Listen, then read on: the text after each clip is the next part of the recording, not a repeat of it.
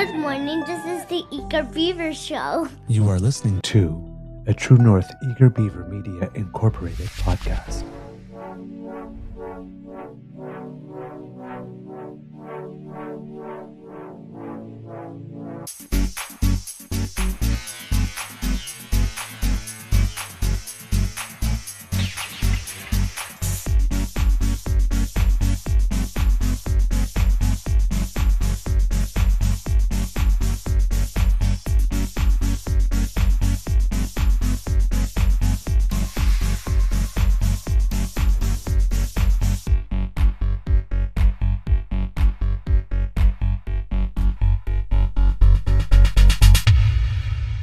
True North Eager Beaver podcasts are proudly brought to you by our founding sponsors, the Miss V Mysteries from Corvid Moon Publishing, your source for science fiction, fantasy, and cozy mysteries featuring a broad diversity of characters.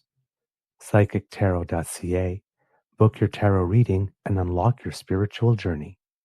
And the Pepper Master, hot pepper sauces made from farm-fresh ingredients to thrill your taste buds and expand your mind.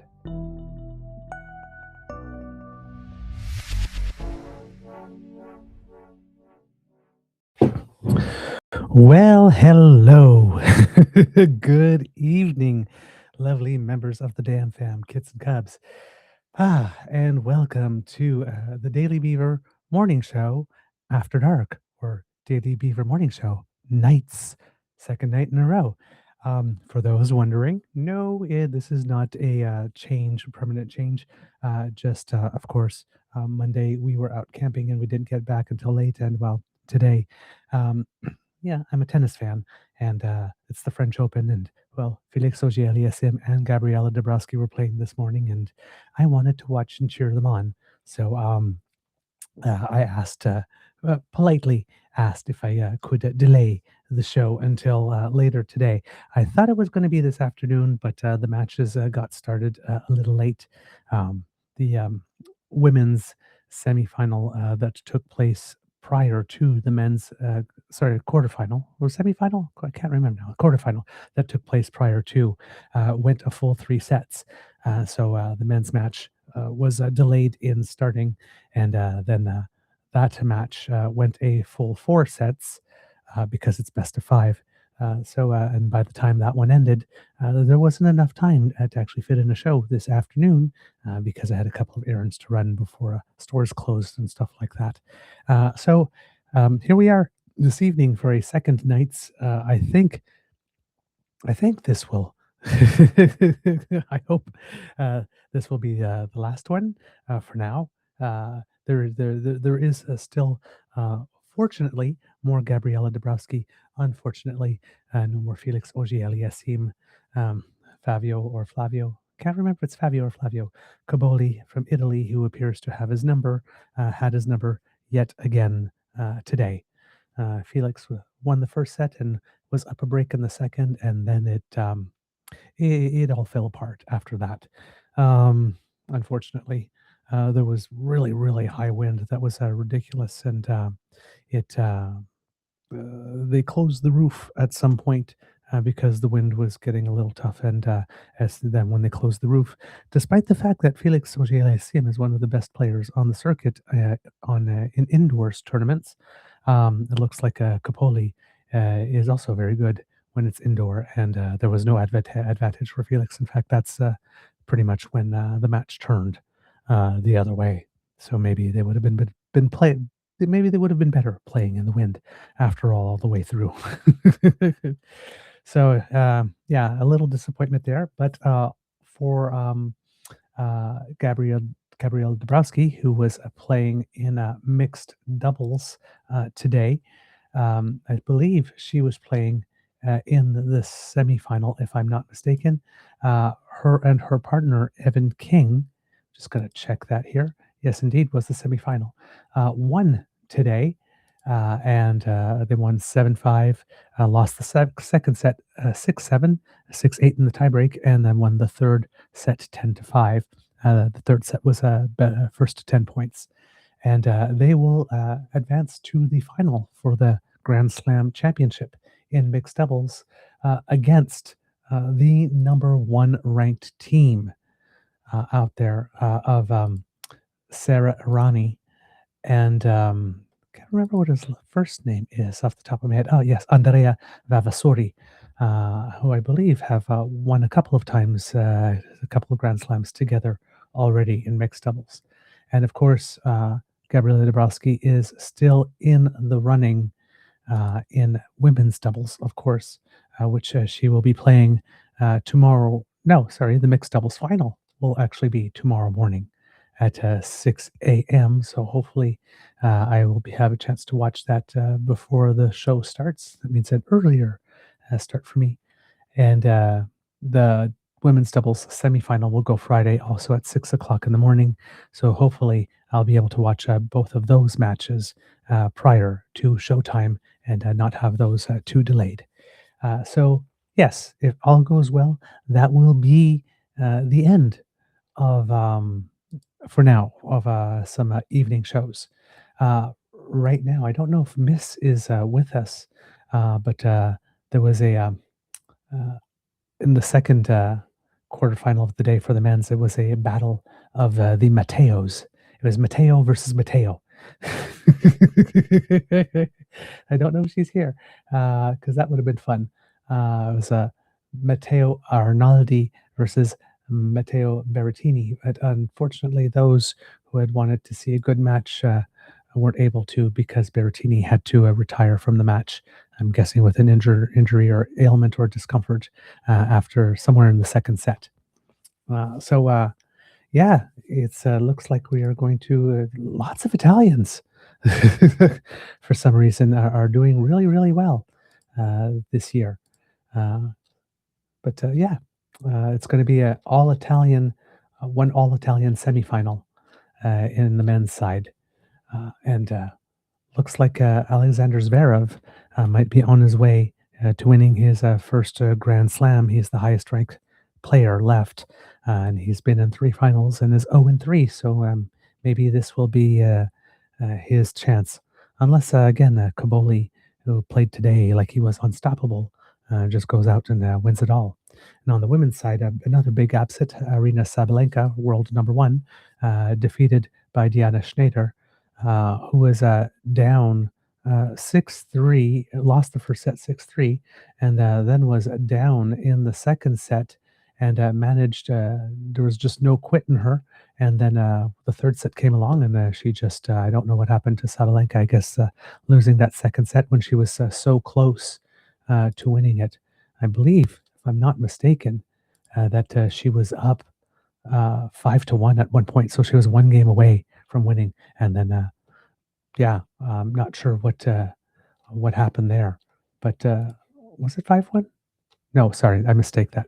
Sorry, she was up 5-3 and serving for the match, and then kind of fell apart. And from that point on, Schneider won, I believe it is, uh, 10 games in a row, and she won the last set 6-0. So just an implosion from the world number one then. So a very interesting match and thrilling match, a very engaging match. But yeah, the top players in the world are having a tough time at the French Open this year. It's the most unpredictable though of the Grand Slams. The clay is sometimes very, very, very unforgiving. All right. Other than that, I've had a good day.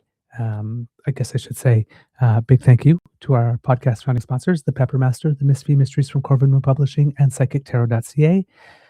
How's your mental health today, kids and cubs? I'm doing well.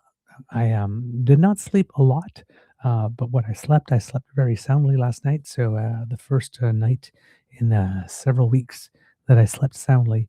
I just wish it could have been more because I think I got a total maybe under 5 hours, but very, very solid 5 hours. No interruptions. My Beaver sweetie was not snoring, and I did not have to wake up to go to the bathroom, so I slept right through. But my biological clock with the show was such that now I don't even need the alarm to wake up anymore. My body just says, "Shouldn't you be up now?" And and I took on the day. Um, But yeah, I'm just a little sad that Felix was not able to win today because it really would have been so nice to have the first Canadian male win a Grand Slam and to be able to go all the way. But it was not to be this year. So once again, all of Canada's hopes rest in Gabriella Dabrowski, and as is frequently the case, to see if she can bring it home for us tomorrow and again on Saturday because she has the chance to come back with to win two titles, mixed doubles and women's doubles. So still some exciting stuff for Canada here. All right, as you can see, a little bit of windswept hair. I was on my bike when I was running some errands and didn't have chance to make myself as pretty as I would like to do the show. But, and as you can see, wearing the tank top today as well because it was a little warm out there. So please do not mistake my, please forgive me for my lack of more formal attire. Ah, indeed, Kitlinda, the better seated the players, the harder they fall. Indeed, and that has been the case. Listen, it has been carnage, utter carnage this year at the French Open. All right. Yeah, Kitlinda, I see that, hey? Oh, good. If someone steals your driver's license, they can also fraudulently use your health card ID. This refers to something that is going on in Alberta.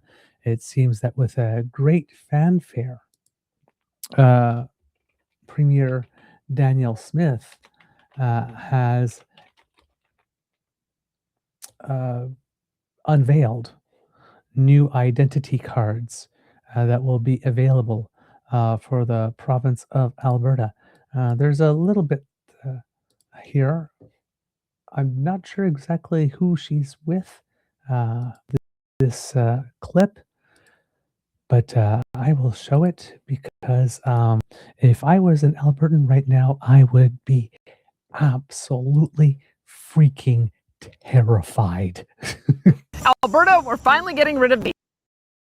That's right. Instead of carrying a driver's license, paper healthcare card, passport, or birth certificate to prove citizenship, all that information will now be on your driver's license or Alberta ID card. One card, that's it. And we're doing it at no extra cost because Albertans shouldn't have to pay more for something that just makes sense. Other provinces have already moved away from paper healthcare cards, and countries like Finland, Italy, and Brazil already include citizenship markers on ID.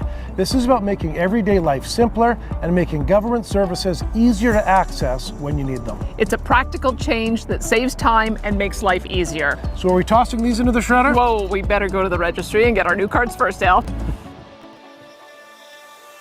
All right. So Alberta. yes, indeed. One card, kids and cubs in Alberta now. The fact that they still had paper cards in 2026, I mean, come on. That's a little ridiculous. They could have modernized a little bit before that. And I'm sure that people very much appreciate not having a paper card. However, it says one card, that's it. Starting July 2nd, Albertans can get a new driver's license or ID card that includes their healthcare number and proof of citizenship all on one secure card at no additional cost. No more flimsy paper cards, no more carrying multiple pieces of ID, just a common sense change that makes life easier, except for the fact that these are the same freak shows who lost control of an electors list and do not seem to be worried about it at all. Your driver's license, your health card, your proof of citizenship, all in one card in Alberta with these freak shows running the place. So one secure card. They couldn't even secure the electors list. What could go wrong? What could go wrong? Tabby G, the ID theft provincial prize goes to. So now they can point the blame on the people. And Kid Bucky goes, wait, why citizenship? Oh, yes, because, well, Danielle, I believe in Alberta, they want proof of citizenship now in order to be able to vote, which is ironic. Consider the electors list. And there's no sense of urgency whatsoever. Danielle Smith, that I know of, and the UCP still haven't offered any information to the 3 million or so Albertans who are on the electors list, who had all their information just go poof, be out in public on US servers. And once again, I ask the question, if Danielle Smith can't even communicate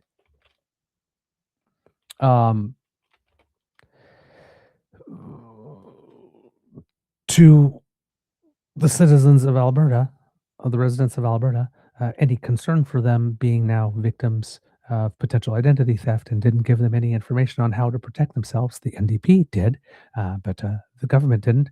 How the heck are they going to run a credible election, credible referendum in October? Mere months. Especially if they're going to wait for the whole process to play out in terms of investigations before they choose to do anything. That referendum is going to be a mess. We won't be able to trust those results. We won't, because the voter number is out there.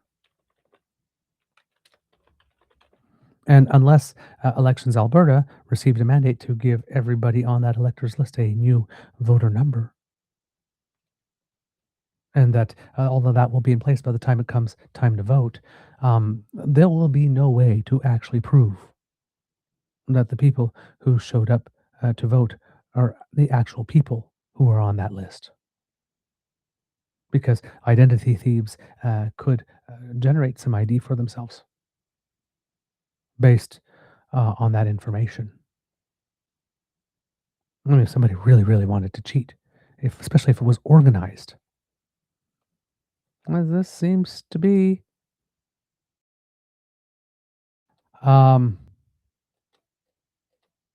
yeah, this is not good. This is not good.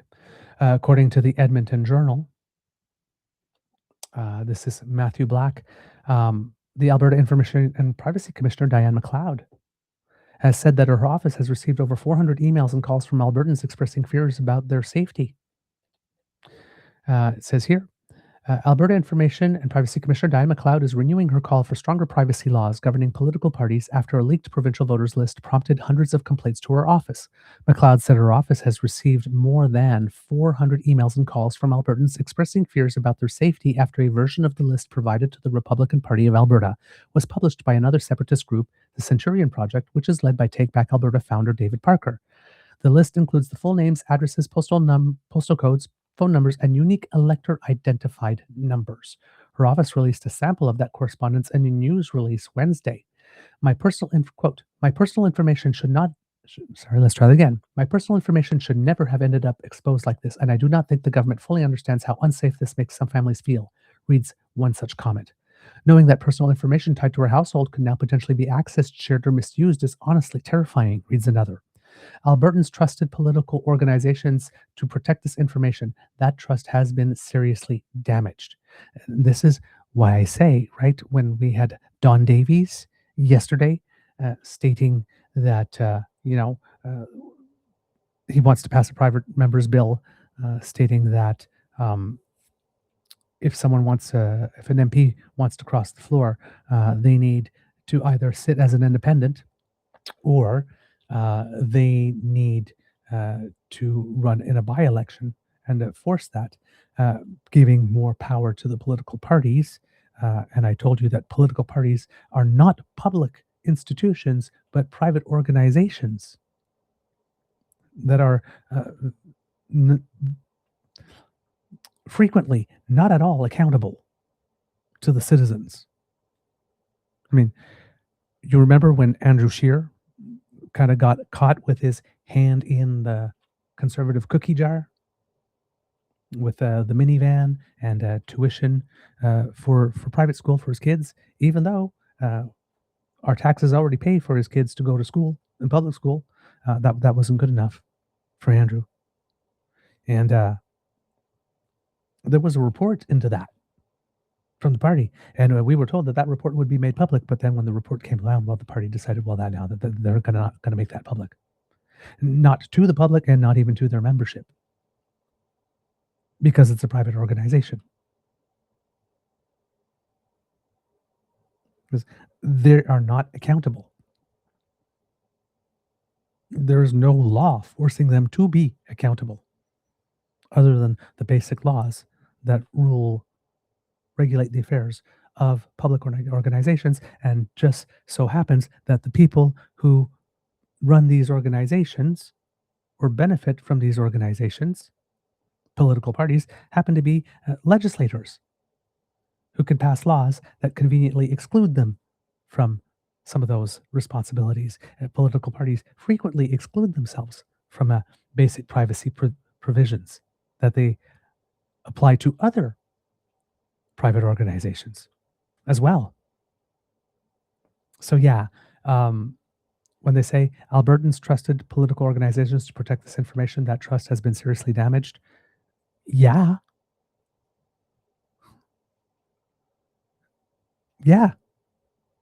And as right now, the political party that is most benefiting from the leak is the UCP,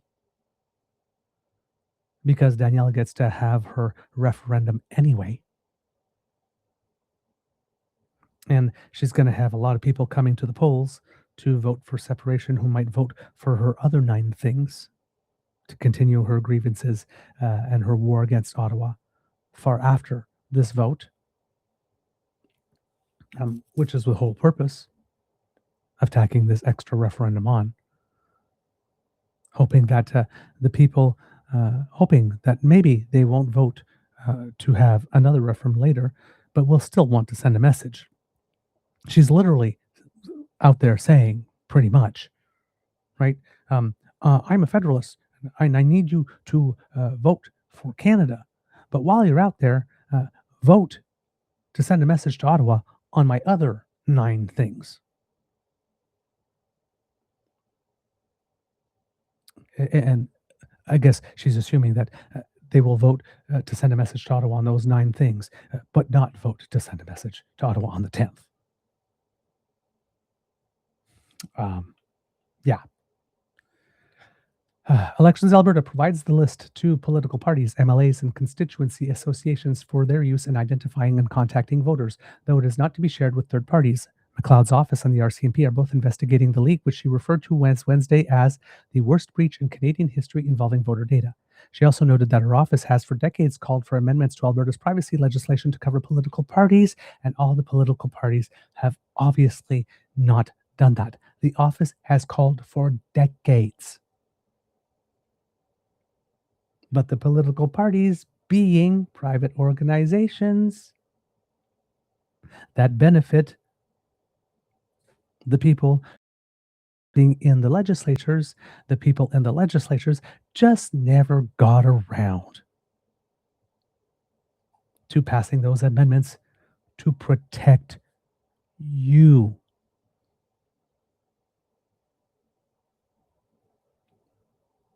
And Don Davies from the NDP wants you, as a Canadian, to trust political parties with yet more power. They're asking you to transfer control of the seat which belongs to you. The constituents choose an elected representative to represent them, to be their voice to the party. Don Davies doesn't like that. Don Davies, a populist, just from the left. But populism, whether it comes from the left or from the right, has a lot of things in common. And one of those things in common is playing fast and loose with the truth.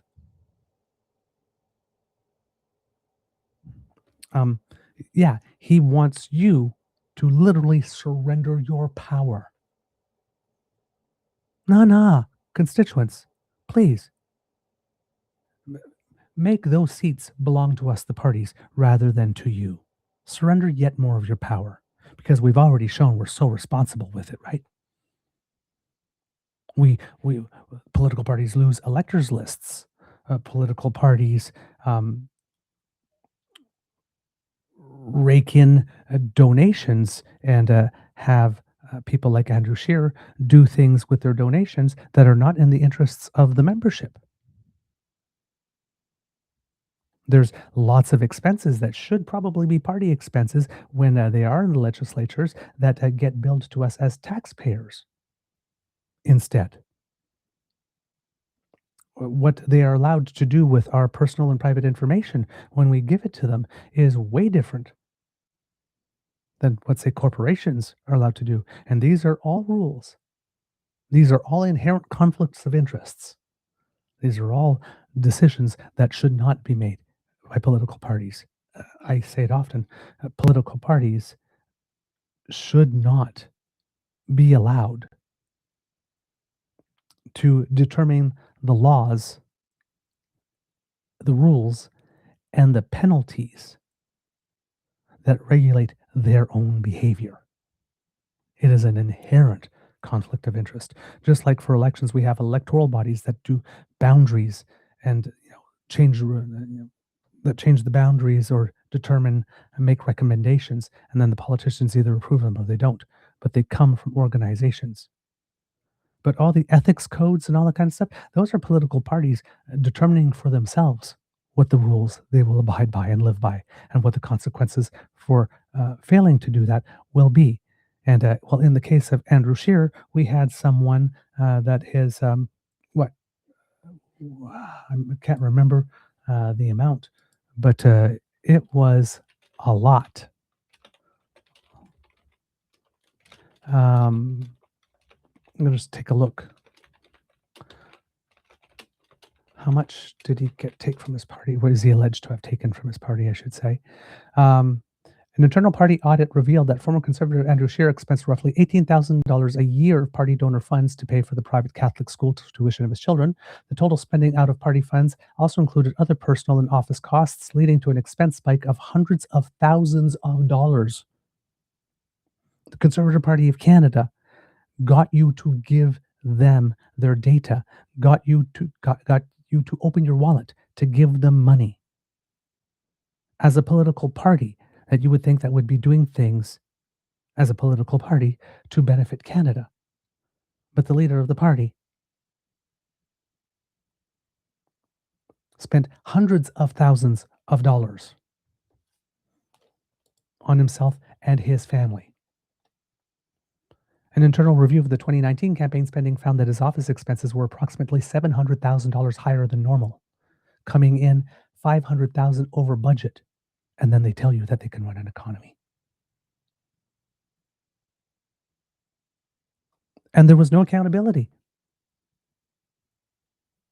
Andrew Scheer was interim leader again when Pierre lost his seat. He's got a high position within the party. People go to jail for this. Andrew Scheer got to be interim leader again.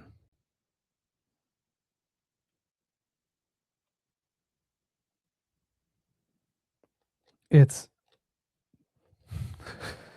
it's like, anyway, back to the article. I just God, political parties, I tell you, they don't work for us. I'll tell you that. They just do not work for us. Quote, if a political party or other political actors collect, use, or disclose personal information for political activities, they have a responsibility to respect privacy rights and be held accountable to uphold these rights, McLeod stated in a Wednesday release. Quote, we know that many Albertans are angry and extremely frustrated about what has happened. McLeod acknowledged the uniqueness of political parties and their activities, but said privacy laws need to be updated to protect the public's personal details. Quote, Canadians' privacy should be protected to a common acceptable level when it comes to political party activities, no matter where they are being carried out or by whom. This will serve to instill confidence in voters that their personal information will be managed responsibly. The province last overhauled its privacy legislation last June. In a statement, the Office of Justice Minister Mickey Amery said it would wait for the results of the investigations into the leak before commenting further. Quote, the protection of Albertans' personal information is taken very seriously by our government. Bullshit. Sorry. and those responsible should be held accountable under the law. McLeod also referenced an Ipsos poll published Wednesday showing support for stronger safeguards on how parties use, share, and retain voter information.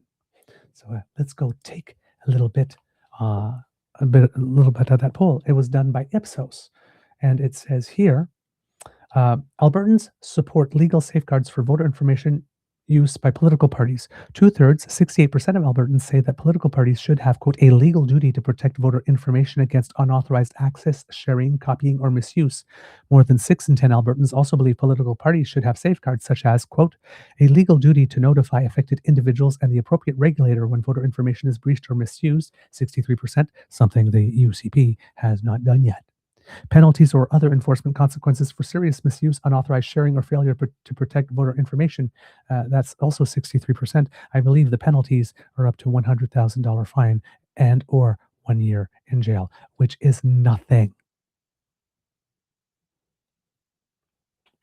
Other safeguards majority of Albertans think should be required by law when political parties, candidates, campaign organizations, or their agents collect, use, share, or retain voter information include the following: a legal right for individuals to request correction of inaccurate personal information held for political purposes, 54%; a legal right for individuals to request deletion or withdrawal of consent where the information is no longer needed for an authorized purpose, 54%; a legal right for individuals to access personal information held about them for political purposes, 51%, and a legal duty to limit voter information to authorized electoral or democratic purposes, 50%.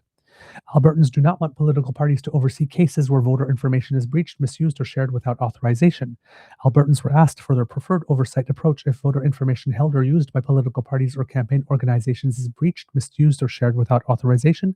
The preferred approach for nearly half, 48% of Albertans, is one where, quote, elections agencies and privacy commissioners should share oversight of political parties and campaign organizations' use of voter information with clear authority to investigate, order corrective action, and refer serious cases for penalties. The next most preferred approach, chosen by 20% of Albertans, is one where, quote, elections agencies should be solely responsible for overseeing political parties and campaign organizations' use of voter information because the information is connected to elections. Albertans are much less supportive of approaches that do not include oversight by elections agencies and or privacy commissioners. Only 10% say they prefer that, quote, political parties and campaign organizations should be responsible for investigating and resolving these matters themselves under their own published privacy policies. Who are you? Seriously, the 10% of you who said that you prefer that political parties and campaign organizations be responsible for this, who are you? And how many times were you dropped on your head as a child? Only 5% prefer an approach where political parties and campaign organizations should not be subject to external oversight requirements because they need to communicate with voters and participate in elections. Who are you? And how many times were you not dropped but dribbled on your head? Who's the 5% that don't want any oversight for political parties and campaign organizations with what they do with your personal information? This is proof that it takes all kinds to make a world. Oy. More than 8 in 10, 84% Albertans agree that when political parties, as well as candidates, campaign organizations, and their agents collect, use, share, or retain voter information, quote, they should be subject to the same private sector privacy laws that apply to other organizations. For some reason, 9% disagree with that.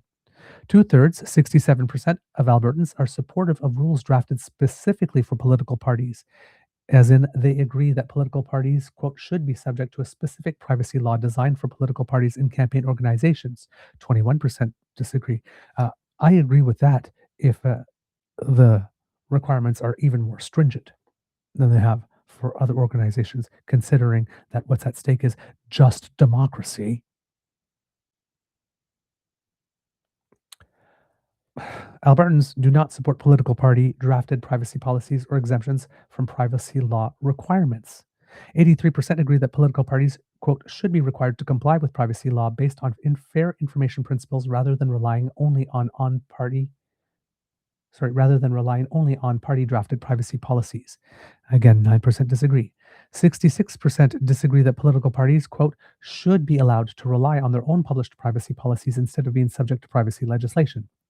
24% agree, and 62% disagree, and 26% agree that political parties should be exempt from some privacy law requirements if those requirements would unreasonably limit their ability to communicate with voters.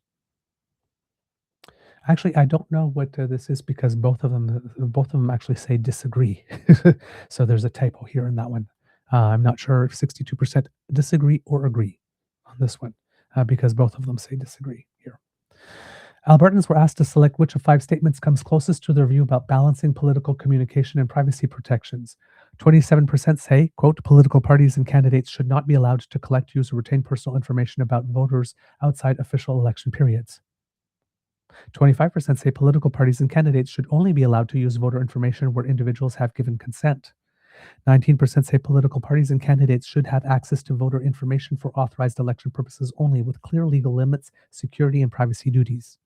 10% say political parties and candidates should be allowed to use voter information during and between elections, but only for clearly defined political purposes and privacy safeguards. Wow, that's 90% of the people who don't want political parties and candidates to use their voter information. Wow, at all during and between elections. Only 4% of Albertans most prefer an approach where political parties and candidates need broad access to voter information to communicate with people and support democratic participation, even if this means fewer privacy rules.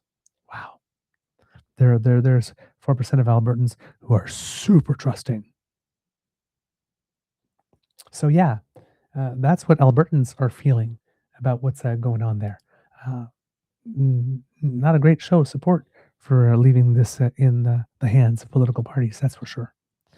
The poll commissioned by the BC Freedom of Information and Privacy Association surveyed 801 Albertans and found that 84% believe political parties should be subject to the same private sector privacy laws as other organizations. Many have expressed a loss of confidence in the ability of political parties to protect their personal information, McLeod wrote. Ipsos says the poll is accurate to within plus or minus 4.2 percentage points 19 times out of 20, and had all adult Alberta residents been polled. So yeah, it is some pretty interesting information coming from the Office of the Information and Privacy Commissioner of Alberta, making that information and what they've been hearing from Albertans known.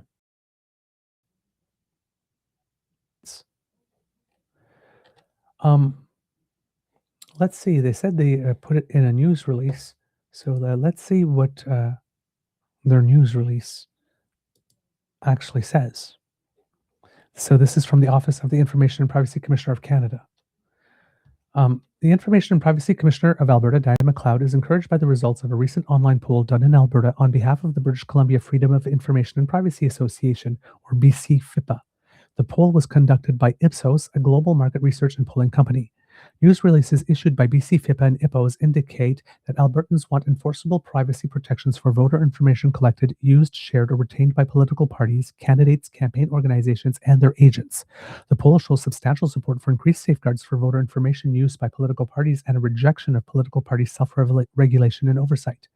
The poll of 801 adult residents of Alberta was conducted between May 22nd and 26, 2026, approximately 2 weeks after the news of an unauthorized distribution and use of the Election Alberta list of electors. The list of electors contains the personal information of about 2.9 million Albertans, including full names, addresses, postal codes, phone numbers, and unique elector identifier numbers. Quote, "This is the worst breach in Canadian history involving voter data," said McLeod. Quote, "We know that many Albertans are angry and extremely frustrated about what has happened, and some even fear for their safety. My office has received nearly 400 emails and phone calls about this breach. Many have expressed a loss of confidence in the ability of political parties to protect their personal information. The Office of the Information and Privacy Commissioner of Alberta has been calling for the province's Personal Information Protection Act to be amended to include political parties for decades." Commissioner McLeod noted this in the statement she made shortly after the news of the list electors breach became public last April. And when that became known, it said at that time My office is still working to determine the facts of this case. However, it appears this matter may fall outside my jurisdiction. My office does not have jurisdiction over personal information contained in the list of electors that may have been disclosed by a political party. Why not? Why did the legislators create an office of the Information and Privacy Commissioner that would not be allowed to investigate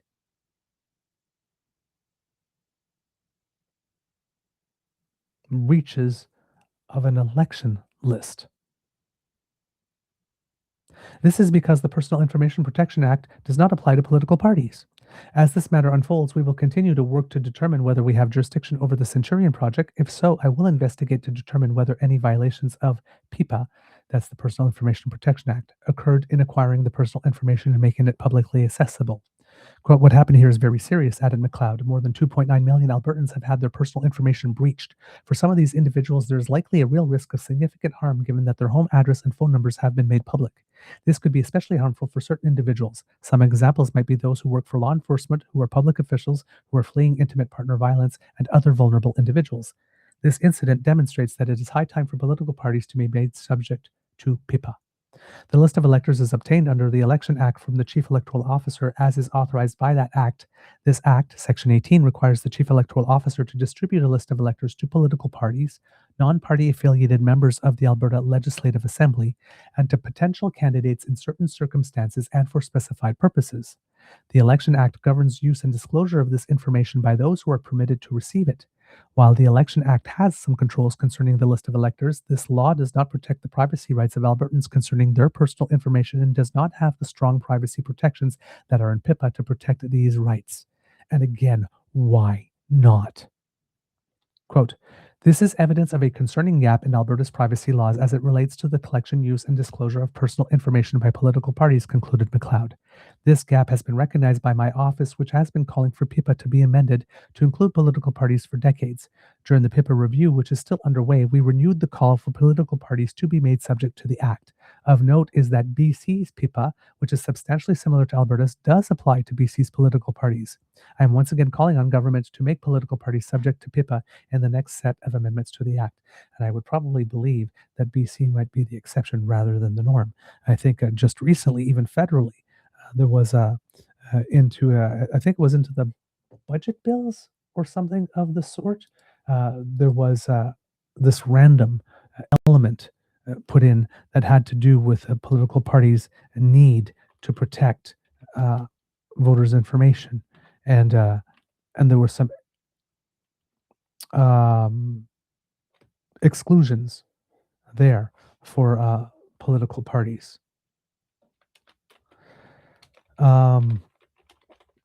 Let's see if I can find some information on that.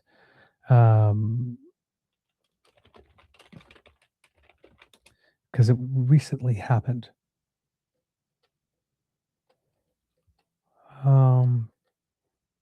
This got April 3rd, 2026, from the Canadian Civil Liberties Organization. The Canadian Civil Liberties Association is disappointed with the federal government's failure to live up to its commitment and adopt meaningful privacy protections for political parties. Last month, the government pushed Bill C4 through Parliament over objections from civil society and members of the Senate, resulting in legislative changes that would exempt federal political parties from provincial privacy laws while imposing no real privacy protections at the federal level. That's what I'm saying. This is pervasive. It doesn't matter which political party, doesn't matter what level. Political parties do this all the time.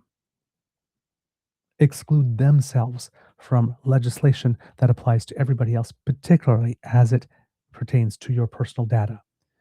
In a move to overcome Senate resistance to the absence of privacy protections in Bill C4, the government committed to introducing comprehensive privacy protections for data held by federal political parties, and as a result has recently introduced Bill C25. Bill C25 would obligate federal political parties to adopt technical safeguards for personal information under their control and report cybersecurity breaches. This would provide some protection against third parties who might maliciously access personal information held by political parties, but fundamentally fails to impose any meaningful restrictions on on what the parties themselves can do with the increasingly vast troves of personal information relied upon to target digital political messaging. This latest failure to adopt meaningful safeguards means that Canada is falling further and further behind our international counterparts. Just last year, the EU expanded its already robust protections for voter privacy in recognition of the threat posed by data-driven political messaging. Bill C-25 is a failure of the government's responsibility to act in the public interest and signals once again that our federal political parties are unwilling to abide by any meaningful restriction on their handling of people's sensitive personal data, said Howard Sapers, CCLA's executive director. In the era of digital campaigning, political parties need to abide by internationally recognized privacy standards. And Bill C-4, where they put that in, was the Making Life More Affordable for Canadians Act, which included the middle class tax cut from 15 to 14%, the GST housing rebate on newly constructed homes valued up to $1.5 million, the permanent repeal of carbon pricing, consumer carbon tax, and somewhere in the Making Life More Affordable, amends the Canada Elections Act to create uniform national requirements for how federal political parties protect Canadians' personal information. And that makes it sound so lovely, isn't it? Create uniform national requirements. But the uniform national requirement that was created is that they were exempt from having to do it.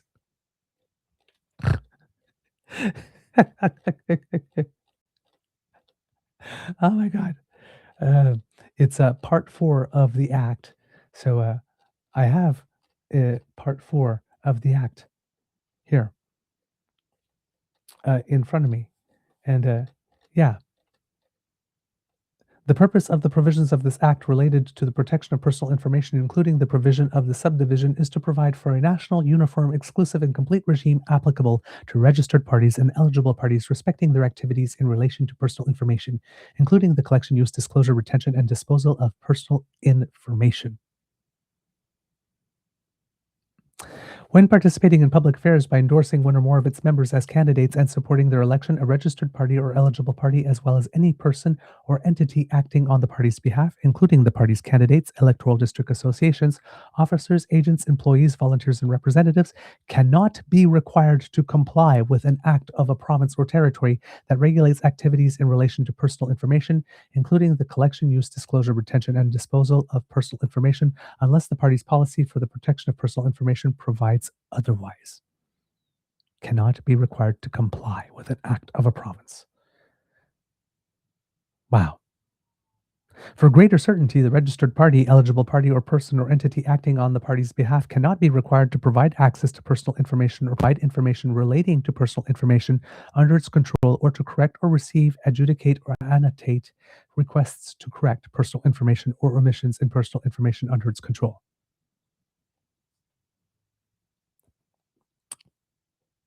Wow. So yeah, again, right? There is no, it's an inherent conflict of interest that political parties do this for themselves. The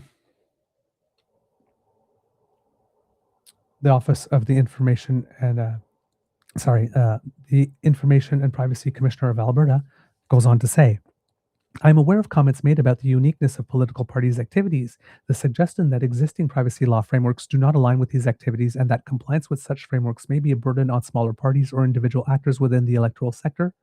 My response is that if a political party or other political actors collect, use, or disclose personal information for political activities, they have a responsibility to respect privacy rights and be held accountable to uphold these rights. In terms of the effects on smaller parties or individuals, I would note that many small businesses, including sole proprietors, operate across this country and are subject to privacy laws. McLeod recommends the design of a privacy law for the electoral sector that aligns with the fundamental principles embedded within all privacy laws across Canada, and that oversight rests with Canada's skilled privacy commissioners who are already positioned to undertake this work. Quote, political parties should work with privacy commissioners to develop a framework to be applied across Canada, added McLeod. Canadians' should be protected to a common acceptable level when it comes to political party activities, no matter where they are being carried out or by whom. This will serve to instill confidence in voters that their personal information will be managed responsibly. And then she says here, below are some examples of these Albertans' concerns. Albertans from every political background should be able to trust that their personal information is protected and that our democratic institutions operate with transparency, accountability, and independence. Knowing that personal information tied to our household could now potentially be accessed, shared, or misused is honestly terrifying. The risk of unauthorized disclosure exposes individuals to foreseeable harms, including identity theft, harassment, intimidation, financial loss, personal information on the dark web, and being held by foreign governments. Please help us. How can we improve the safety of our data? On May 7th, Commissioner McLeod announced that she had launched an investigation into allegations that the Centurion Project Limited has collected, used, and disclosed personal information derived from the Alberta list of electors, which, if true, may be in violation of PIPA. The Office of the Information and Privacy Commissioner has also posted a frequently asked questions document on its website to assist Albertans concerned about the breach.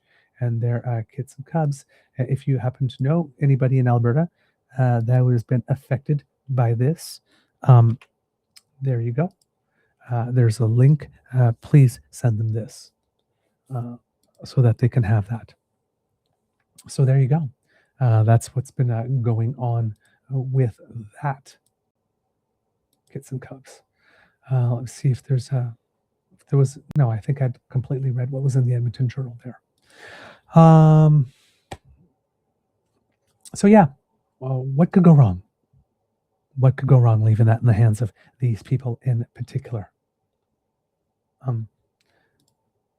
J. Crick goes, part 4 sounds like word soup. Yeah. Absolutely. By the way, I saw something very quickly yesterday as I was signing off. Was it your birthday, Kit Tavi recently? Because if it was, a happy belated birthday. And by the way, from all of you, DamFam, if you could send out some cheer to my brother-in-law or brother-in-love, I guess, because maybe for Sweetie and I are not officially married, and his lovely wife, because they are celebrating their anniversary today. So it's all about love here at the Beaver Lodge today. We love love. We love love. All right, let's get into it, kids and cubs. Over the course of the weekend, because we've been telling you about it on the show, the BC Conservative Party chose their next leader. Now, that party has an interesting history, right? There was the BC Liberals. Eventually, that brand got unpopular. They disbanded. I think there was something called BC United. They changed their name. That never really caught on. BC Conservative Party formed. Now, of course, the BC Liberals were liberals in name only. They were really more like progressive conservatives. And then there was a BC Conservative Party that came along. And then in the last BC election, they sort of came out of nowhere and came very close to winning the election. If I'm not mistaken, I believe that the BC election in 2024 ended up very close with the NDP picking up 47 seats, the Conservatives picking up 44, and the Greens picking up 2. So they were under, the leader at the time was John Rustad. And then things got interesting within. And like many conservative parties over the past few years, they decided that their leader wasn't either good enough or pure enough or whatever enough. And, well, they turfed him. They dumped him rather unceremoniously. Kid Letta goes, BC United sounded like a soccer team. Yeah, it did, actually. John Rustad went down in a, well, I can't say blaze of glory.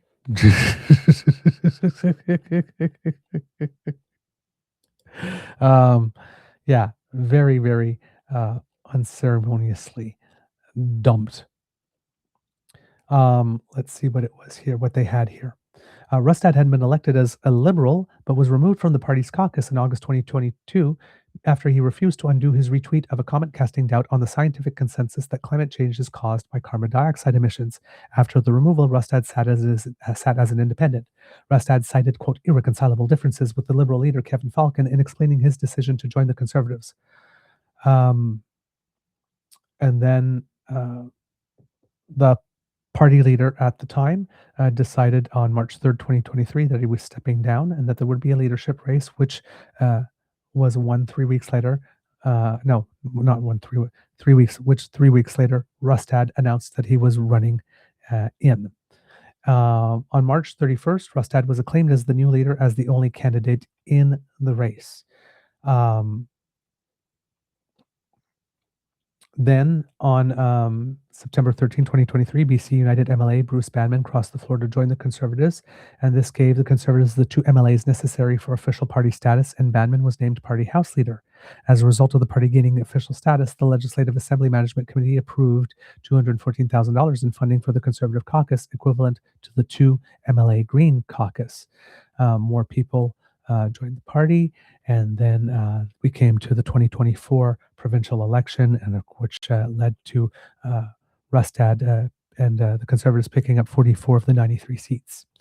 And it formed the official opposition and entered the Legislative Assembly for the first time since 1975, because the party was basically nowhere until then. In January 2025, Rustad and Hanveer Singh Radhawa, the Conservatives candidate in Surrey Guildford, who had lost by 22 votes, demanded an independent review of the vote count. Radhawa stated that he had filed a complaint to the BC Supreme Court under the Elections Act outlining alleged irregularities. Rustad's leadership in the 43rd Parliament had been marked by internal party disputes, with the expulsions and departures of MLAs Dallas Brody, Jordan Keeley, Tara Armstrong, Eleanor Sturco, and Amelia Boltby. In addition, Brody and Armstrong formed a splinter party named 1BC, most infamous for constantly raging against Indigenous people and spreading lots of anti-Indigenous hate, and constantly raging against transgender people. And that's basically what that party is known for. And then there was a big fight between Tara Armstrong and Dallas Brody, and one of them left the party. In September 2025, Rustad won a leadership review with 70% support and 15% turnout. Shortly afterwards, he removed Sturco from caucus, alleging that she was undermining her leadership. Sturco said that Rustad was silencing socially liberal views in the party. At the start of October 2025, Rustad upset his party's social conservative wing by firing longtime staffer Lindsay Shepherd over calling the Truth and Reconciliation flag a disgrace and fake in the lead up to the National Day for Truth and Reconciliation. After Boltby's departure, the party's management committee, led by the party president, called on Rustad to step down as leader. Rustad declined to do so. He basically said, "I'm going nowhere." And then a couple of days later, I said, well, yeah, I guess I'm going somewhere after all. On December 3rd, 2025, 20 of the 39-member caucus signed a letter calling for Rustad to resign from his position as leader. The party's board of directors then passed a resolution declaring Rustad, quote, professionally incapacitated, and ousting him as leader. And that's when he said he wasn't going anywhere, appointing Surrey White Rock MLA Trevor Halford as interim leader. However, in the immediate aftermath, 5 Conservative MLAs refused to acknowledge the board's decision and said that Rustad remained the party leader. And Rustad himself, citing the party's constitution, rejected that he had been removed. The next day, the right-wing blog Western Standard reported that Rustad would step down as leader. And shortly thereafter, Rustad announced that he had resigned, seeking to avoid what he described as a, quote, civil war within the party. Too late. During the 2026 leadership convention, several candidates ran to lead the party. By a narrow margin, former federal Conservative MP Carrie Lynn Findlay was elected party leader. And that's where we are today. So, that party is a poop show. The Conservative movement in British Columbia is a poop show. It's basically a collection of purity testers. You're not pure enough. I'm going to go splinter and form my own party. You're too extreme. You need to be kicked out of the party. So they had 44 members and dispatched 6. Wow, they would have been a great government had they won, eh? uh, then it looked like Aaron Gunn was going to run for the BC Conservative Party leadership, and then ultimately decided that he was going to run federally instead. Um, Aaron Gunn, also most notable for being super irrationally anti-Indigenous. It actually makes me wonder because, like, you know, it just so happens that in addition to being Pride Month, June is also National Indigenous History Month, right? We'll have National Indigenous Peoples Day on the 21st, the day of the solstice.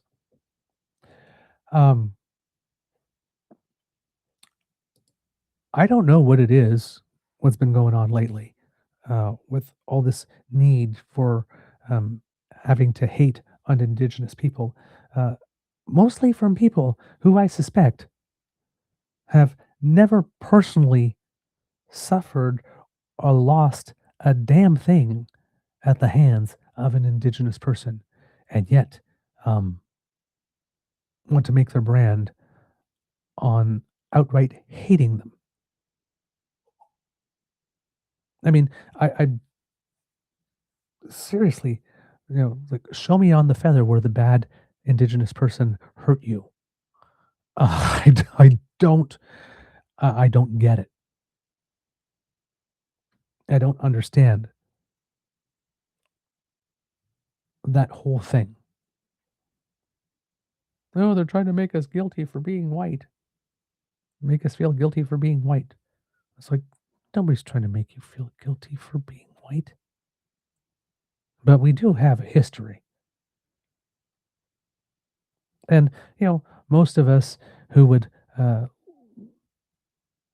like to be treated as we treat others, because, most of us are decent, look back at what was allowed to happen back then with a certain amount of horror.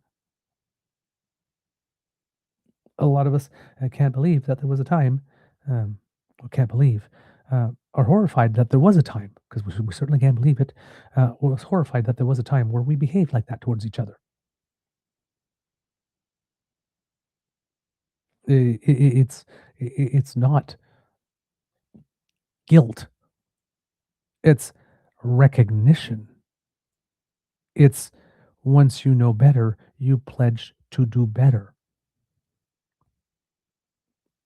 It's like, but apparently, a lot of people that sort of internalize this and irrationally decide to, like I said, irrationally decide to go off. There is a movement in this nation, almost exclusively within these modern day, what passes for conservative today, which is not at all conservative. But it seems to be founded on some type of deep seated, irrational, and extremely fervent dislike, hate, abhorrence of anyone who is Indigenous. We see it from Pierre Poilièvre all the time. The One BC Party, it's almost its mantra. Aaron Gunn sets his clock, sets an alarm for him to wake up at 3 o'clock in the morning, just for him to make time to hate Indigenous people. 15 minutes, 30 minutes a day before going back to bed. I mean, even, we talked about it on the show. It wasn't that long ago, a couple of days ago, or maybe a week ago, that there was a fake letter going around to create the impression among the general public that there was an Indigenous group in British Columbia that were threatening to come for people's land, and that they would have to even that there was like some type of evacuation order that had come down. And the indigenous groups that were affected by this literally had to come out and say, this is a hoax. This, whatever this is not coming from us. Someone is trying to make us look bad.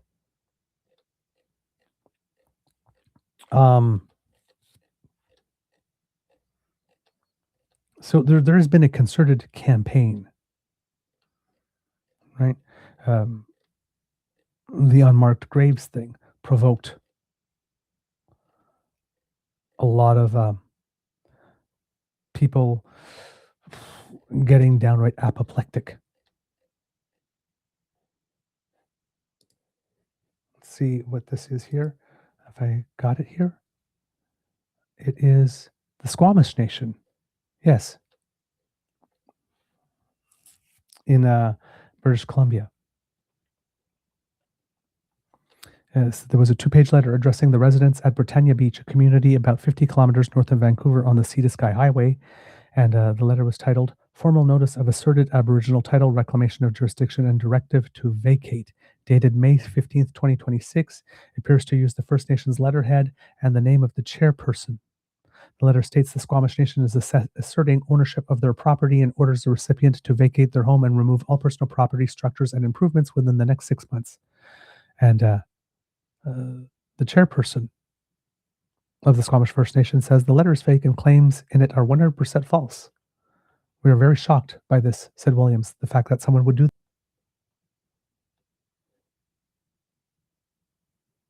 The letter here says, whereas the lands and waters encompassing the property municipally known as, and then that's blacked out here in this letter, Britannia Beach, British Columbia, from part of the traditional ancestral and unceded territory since time immemorial. Whereas the Squamish Nation holds inherent pre-existing Aboriginal title and rights to these lands pursuant to Section 35 of the Constitution Act 1982, which rights have never been surrendered, ceded, or lawfully extinguished.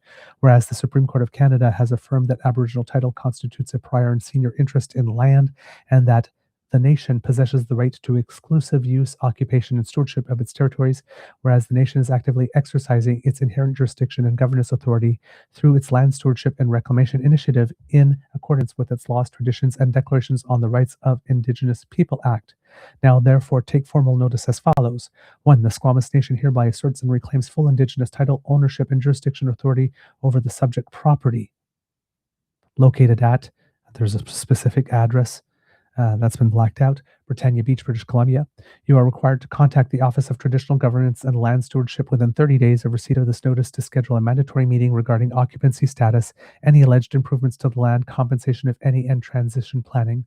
3. Subject to the outcome of the aforementioned review process, you and all occupants shall vacate the subject property and remove all personal property, structures, and improvements no later than 6 months from the date of formal confirmation issued by the nation. 4. Any failure to comply with this notice or to participate in the required review process may result in the nation proceeding with enforcement measures under its inherent authority, including but not limited to declaration of the structure as abandoned, seizure of remaining assets, issuance of a trespass notice, and such other remedies as the nation may deem appropriate. 5. For greater certainty, nothing in this notice constitutes an acknowledgement of any valid third-party interest in the subject property, nor its titles or remedies or jurisdiction of the nation. All such rights are expressly reserved.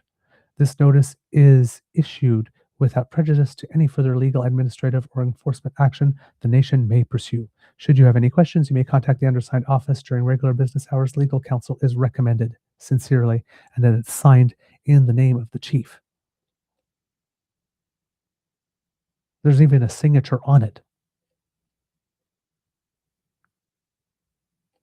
Somebody went through a lot of work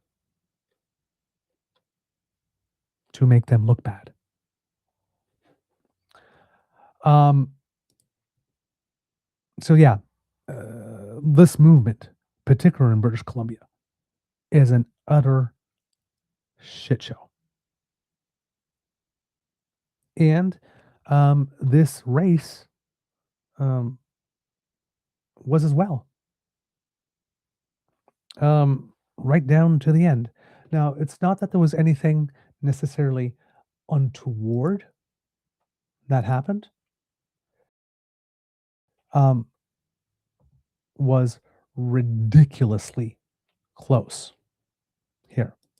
Now, there's been one or two times that we have showed you um, some videos from a guy named Yuri Fulmer, who was in the race, um, who was basically Pierre Poilièvre, but much calmer, less arm flapping, and with an accent. We didn't think that he was going to do well. And he didn't. Called it. There were a certain number of candidates that were looking to be in the race. Many of them withdrew, including Harman Bangu, who was the MLA for Langley Abbotsford. He announced that he would be in the race on February 18th and withdrew on March 16th. His slogan was, "Let's rebuild BC together." There was Bruce Banman, who was the BC Conservative Caucus Whip from 2024 to 2025, the MLA for Abbotsford South, and the city councillor he was a city councillor in Abbotsford before, and the mayor of Abbotsford before. He announced he was running on February 2nd. He pulled out March 15th, and his slogan was "Conservative without apology." Then we had Sheldon Clare, who was the MLA for Prince George North Caribou. He announced January 8th and withdrew February 27th. And then he said his slogan was "It's clear, it's Claire." We had Warren Ham, who is a businessman and political advocate. He entered December 15th, withdrew April 12th. His slogan was "Builders, not bureaucrats." Darrell Jones, a business executive who entered January 27th and pulled out March 28th, no slogan. Steve Cooner, the MLA for Richmond Queensborough, he registered on February 3rd and withdrew February 27th, and his slogan was "Bring Back BC."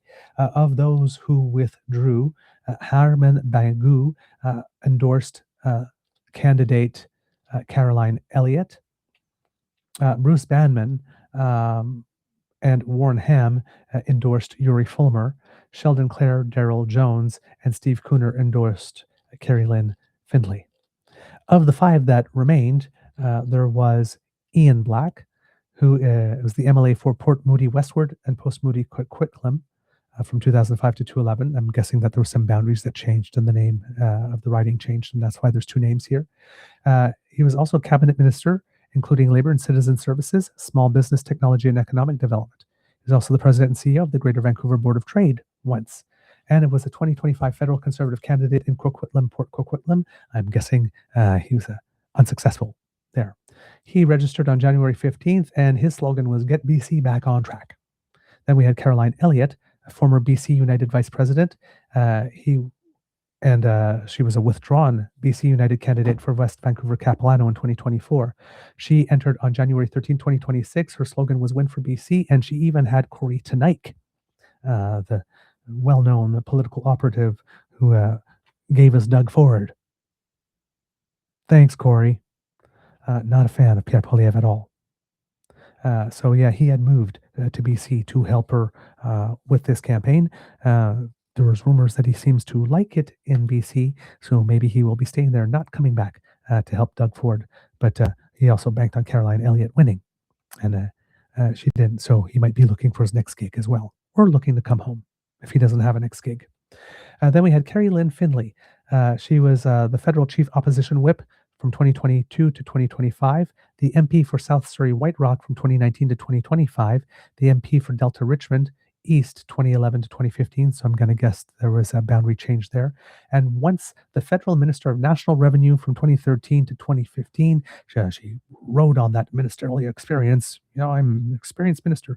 She was completely and utterly unremarkable as the Minister of Revenue. Now, in all fairness, the Minister of Revenue almost never gets any face time whatsoever.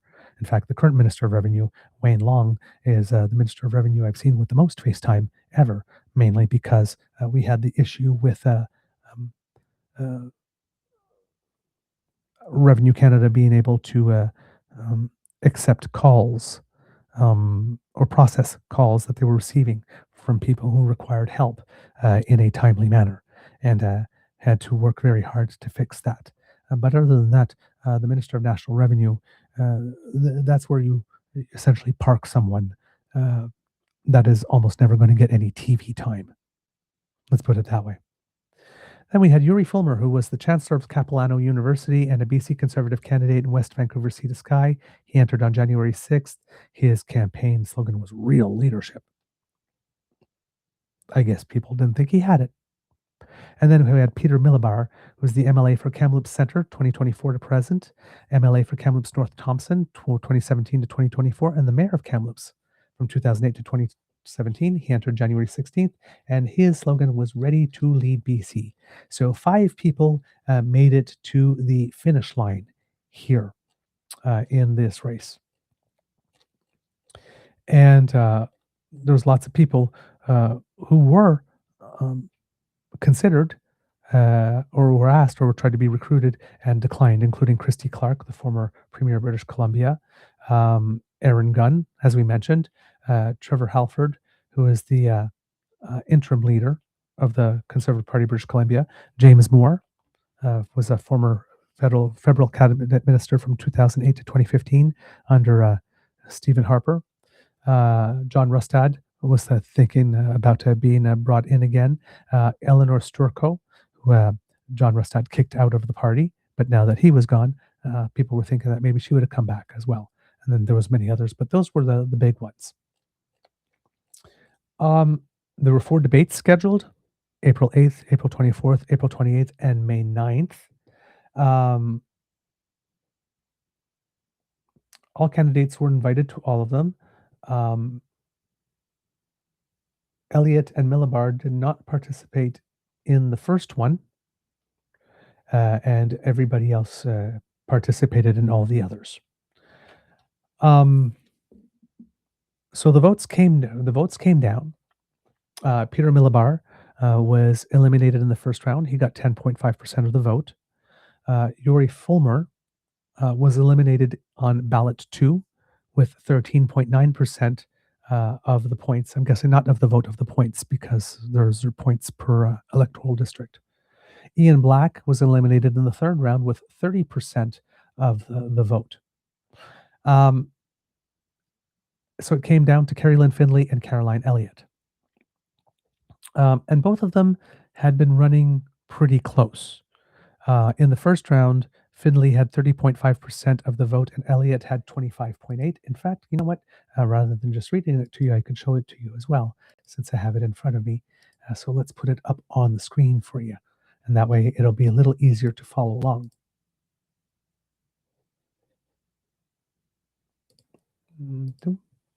There you go. And let's pump that up a little bit. Oh boy. There we go. Let's see if that's better. Oh, much better. So here you can see about a 5% difference between Carrie Lynn Findlay and Carrie Elliott on the first ballot. That narrowed a little bit to about, I'd say 3.6%, maybe about, on the second ballot. Carrie Lynn Findlay widened the lead on the third ballot up to 7.3%. And then on the final ballot, even though both did well, taking from Ian Black's 30%, was almost split a little evenly, but Caroline Elliott got more of that 30% than Carrie Lynn Findlay, but given that she had enough lead, it was enough for her to win. But look at this margin here. Carrie Lynn Findlay won with 51% of the available points and Caroline Elliott with 49%.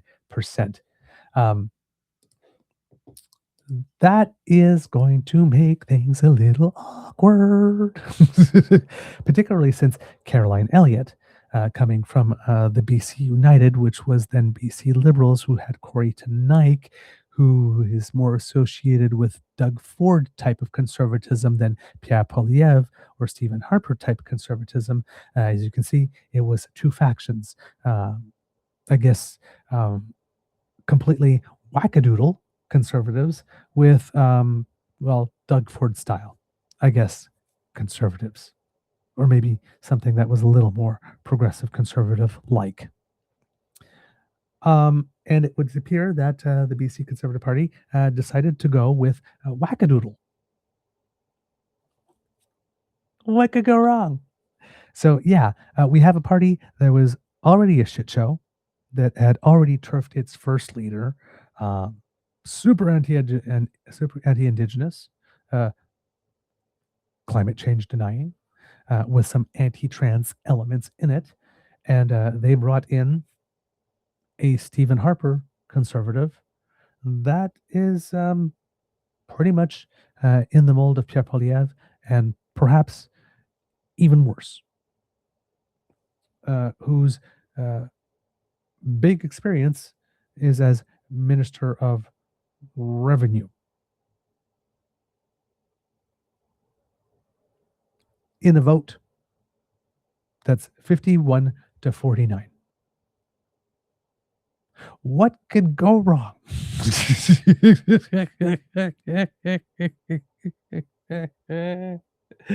I think David Eby, Premier of British Columbia, is breathing a whole lot easier that is Carolyn Finley that was selected and not Caroline Elliott. In fact, it did not take long for David Eby to let his feelings be known with regard to who is Carolyn Finley and what type of vibe that she will bring to the party. Because he, well, let's put it this way.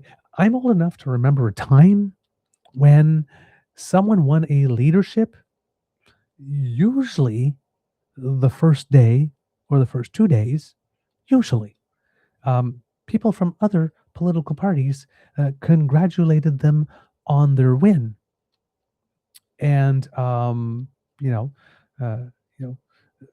lots of comments like, I'm sure that we will have plenty of opportunity to discuss our differences or to establish contrast. But today, on this day, I sincerely congratulate candidate X, candidate 9, candidate X or candidate Y on their win, and wish them the best or something. Those days appear to be over in political politics. Now it's the very second that their name comes out, there is an effort to try to diminish them or define them. Often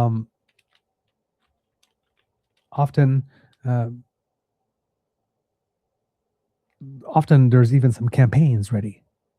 Like I believe that when Bonnie Crombie had been chosen the leader of the Ontario Liberals, I don't think the spot where she was standing to deliver her acceptance speech had time to get cold yet, that there were already some commercials and memes and stuff circulating from the Ontario progressive conservatives out there.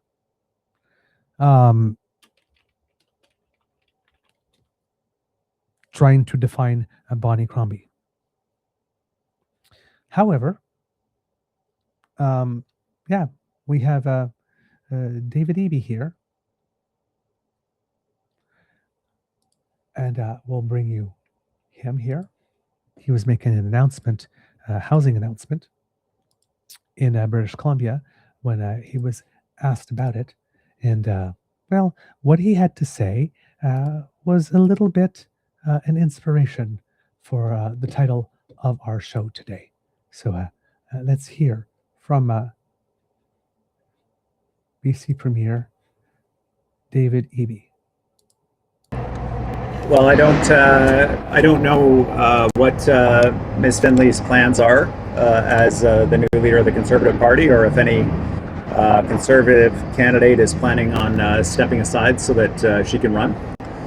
I'll stay tuned to see what the plan is. I'll say that from my perspective, the job that she's applying for right now looks a lot more like MAGA regional manager than the Premier of British Columbia. But I'll stay tuned and hear what her plans are. Ooh, ouch. MAGA regional manager. Rather than, I guess, you would say, potential future premier, rather, because she's just a party leader. She doesn't have a seat as well. That might not be a problem for her, though, because it just so happens that her husband does have a seat. And maybe he would be willing to give it up for her. Based on what David Eby here said, Amy Judd from Global News reports, BC Premier David Eby spoke on Tuesday morning for the first time since the BC Conservatives elected a new party leader. Eby was asked about the possibility of a provincial by-election to give the winner, Carrie Lynn Finlay, the chance to hold a seat in the legislature. Then that was that comment there. MAGA, here it says here, the selection of Carrie Lynn Finlay by Conservative members, I wish her congratulations. She's making her priorities clear, Eby said. To me, it looks like she's focused on dividing people, including her own caucus, Eby continued. We know we've got more to do, but we also know very clearly what the Conservatives would do, which is to take us back to the bad old days, and British Columbia just can't afford that. Speaking with Global News on Monday, Finlay said she thinks it's ridiculous to be branded MAGA. Quote, they are the extremists, she said. Feel the love. Feel the love. Quote, they're the ideologues. They're the ones who would rather invest the taxpayer dime on ideology than prosperity for our citizens. I think it's ridiculous, and I don't think people buy it. Because, yeah, that's the first thing you want to do, right? When the premier says, well, she looks like she's a more MAGA regional manager. So they're the extremists. That's how you want to show that you have complete control and mastery over yourself.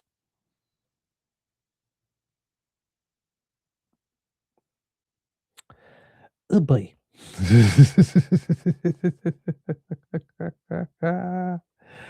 Oh man. So she's definitely going to be pulling the party even more to the right. There's lots of articles about her because, and listen, I've been sort of listening to this from afar, but didn't hear all the ins and outs. And when I heard she won, I started reading more about it, about her. And oh boy,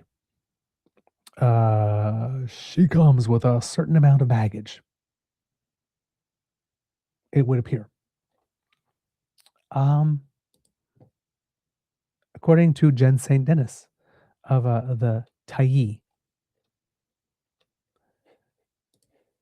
the election of Carrie Lynn Finlay as the new leader of the Conservative Party of BC signals that party members have firmly rejected the more centrist vision put forward by current and former MLAs Peter Millibar and Ian Black in favor of a loud and proud social conservatism.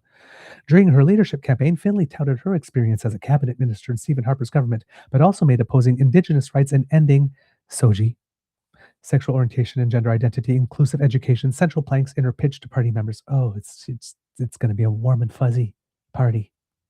Quote, we can be a powerhouse in our nation, a powerhouse no longer denied by Eastern and global elites, predatory foreign nations, and our own constitution, Finlay told Conservative Party of BC members in her acceptance speech, which she clearly wrote herself and did not just pick buzzwords that other Conservative parties use and just put them together.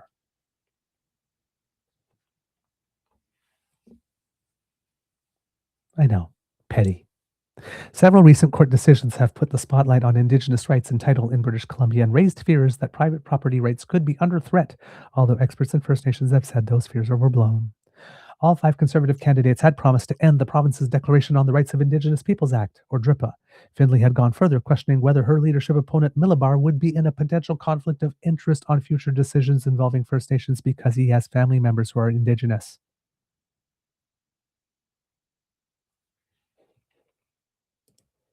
Yes.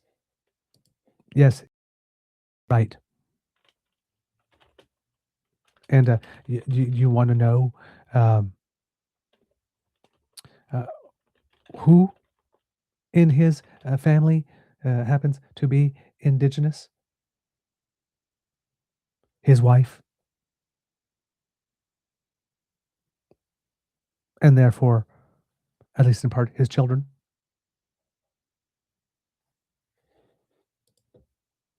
May 11th, Rob Shaw.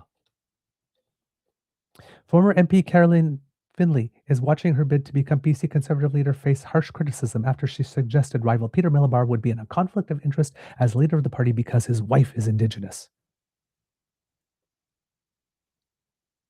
Wow. On a conflict of interest issue, the property rights issue is overlying all of this. And Mr. Millibar, I do not see how on the major issue of our time,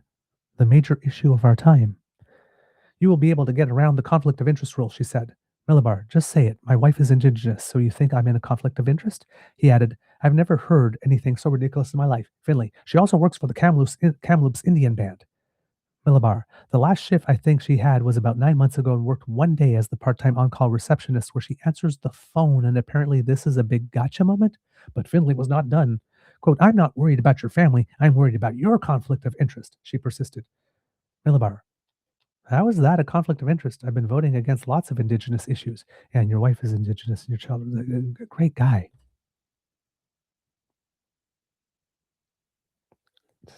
How do you have an Indigenous wife and vote against Indigenous issues? I mean, I shouldn't be surprised. There's lots of people that have gay children. And it was the ugliest, most personal exchange of what was otherwise a mostly blasé debate. The suggestion that Millibar is somehow unfit for public office comes a bit late in the game with the 24 years as an elected official. He spent more time in politics than Findlay did as an MP. But the remark clearly offended Millibar. He later in the debate sarcastically suggested to Findlay that perhaps he has a conflict of interest on environmental issues because he owns a car, and that he may also be in conflict on healthcare because his father was a doctor. Within 12 hours, Findlay was facing widespread criticism, including from 4 Conservative MPs. Quote, this is atrocious, Conservative MP Frank Caputo posted on his social media. Like Peter, I proudly have Indigenous family through marriage. This is morally indefensible. Conservatives must deal with the fallout from such words and resulting stereotypes. Caputo was a colleague of Findlay's in Ottawa, but he did not pull his punches. Neither did Todd Doherty, the Conservative MP for Caribou Prince George, who also served with Findlay in the federal Conservative caucus. He called the comments abhorrent.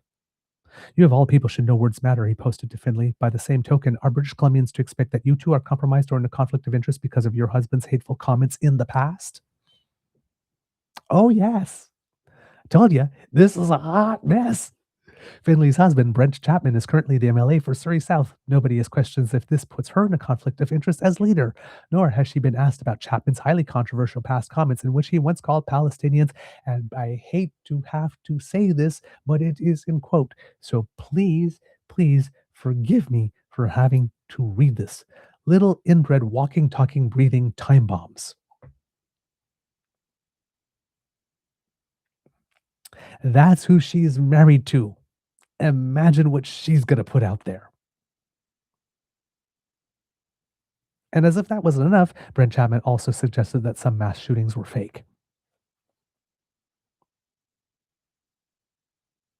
A la Alex Jones, maybe. Most of the Conservative leadership candidates were silent on the issue until Sunday night when Ian Black posted a response eviscerating Findlay. Quote, this is now a clear pattern of behavior, said Black. We lost the election in 2024 in part due to the racist comments made by our candidate in Surrey South, who happens to be the husband of Carrie Lynn Findlay. She did not then and has not since denounced those comments as reprehensible. Black also pointed out Findlay has not withdrawn the endorsement of Kelowna MLA Tara Armstrong, despite Armstrong making a Nazi reference in the House recently. Quote, just last night at our final debate on Global TV, we watched Carrie Lynn go after the family of an honorable man on the basis of race and suggest he's not suitable for public office because of his choice of life partner, said Black. Another Conservative MP, Tamara Cronus, took to social media to question whether, according to Finley's logic, Skeena MP Ellis Ross would be ineligible to discuss Indigenous property rights issues because he's Indigenous and a former chief of the Haisla Nation. She also questioned whether Finley would have a problem with BC Conservative House leader Ayala Warbus, a member of the Stolo Nation, who has argued DRIPA should be repealed and is a star member of the party's caucus. Ross criticized Finley as well, telling Millibar's wife Leanne to hang in there because his wife Tracy knows how it feels. Quote, I get smeared as an Apple sellout on one. Oh, I hate that word in this case. This context, Apple.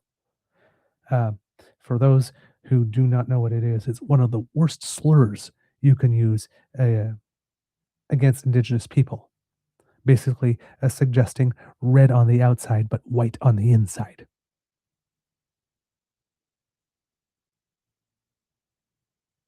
I get smeared as an Apple/sellout on one end and that I favor natives on the other, Ross posted online. It's a no-win situation for natives in politics. Finley had not apologized for the comments as of Sunday night. Maybe she regrets them, or maybe the mask slipped and for a moment during the debate, viewers saw the real Carrie Lynn Finley. Oh, they saw the real Carrie Lynn Finley.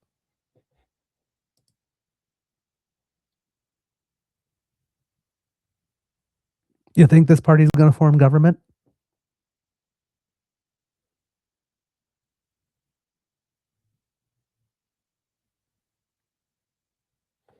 Kid Linda. Wow, I've never heard of that Apple slur before. Yeah. It's it's like Oreo for black.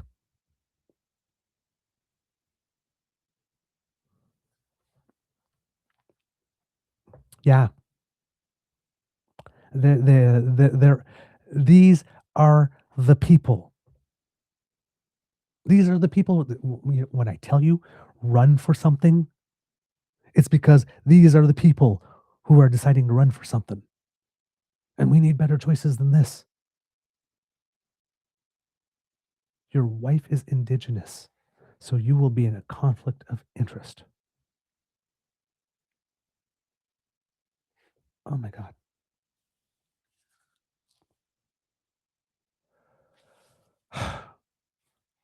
Who hurt these people? Why are these people so damn angry all the time? Why do these people not care what they look like in public?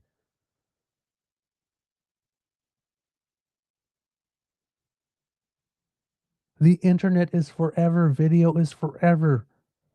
That you said that is going to be forever. You think that that is not going to be recycled come election time?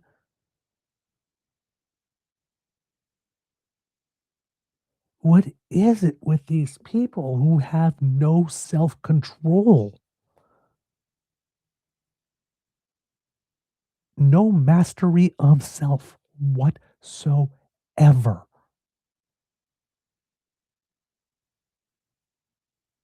These are people who are inherently unfit for the positions of authority over others that they seek.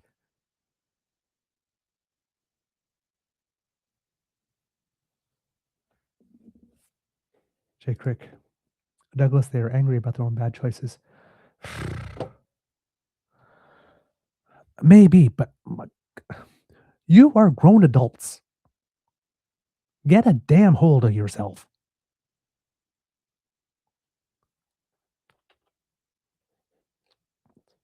God, I'm doing my best not to swear right now, but oh my God, they make me want to swear in French.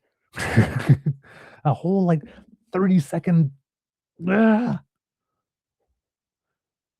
Kid Dale, grotesque is a disgusting, grotesque person. Yeah, and he's the one that looks good at all of this.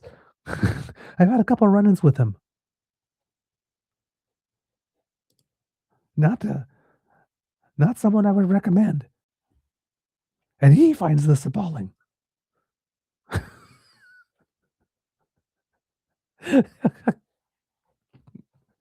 God. Jeez. It's just, oh my God. Back to the Tayi article here. In her speech, Finlay doubled down on the issue. Quote, the NDP's radical ideology has devastated property rights, backroom signed treaties. Backroom signed treaties?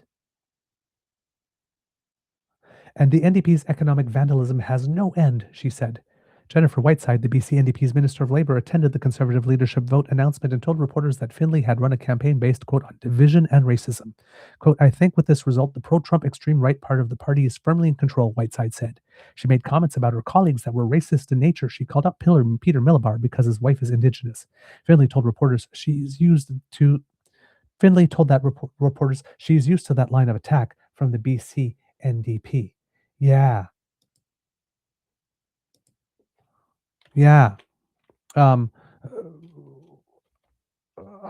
She should probably be used to that line of attack in general, I would assume, because if Carrie Lynn Finlay, remember, was the federal Conservative Party. She was in the Minister of National Revenue from July 15th to 2013 to November 4th, 2015.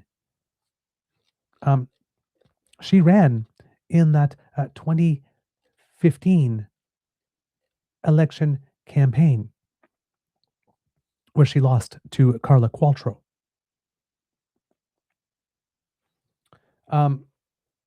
Do you remember what happened 2015 campaign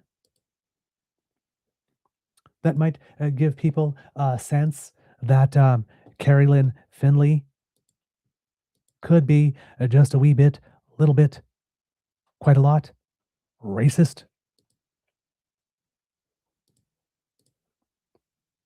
Perhaps this?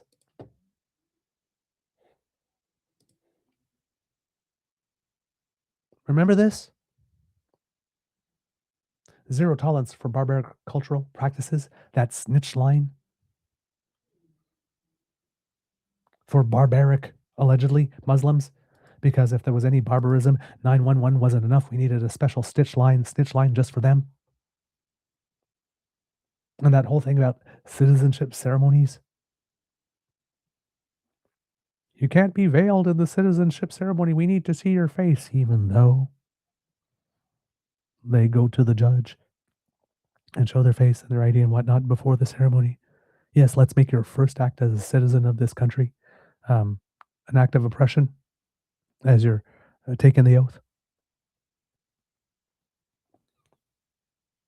Carrie Lynn Finlay did not stand up in disgust, did not leave the party. She ran in that election all the way through. What were the odds that she would be a little racist against Indigenous people too? What were the odds that she might be anti-trans?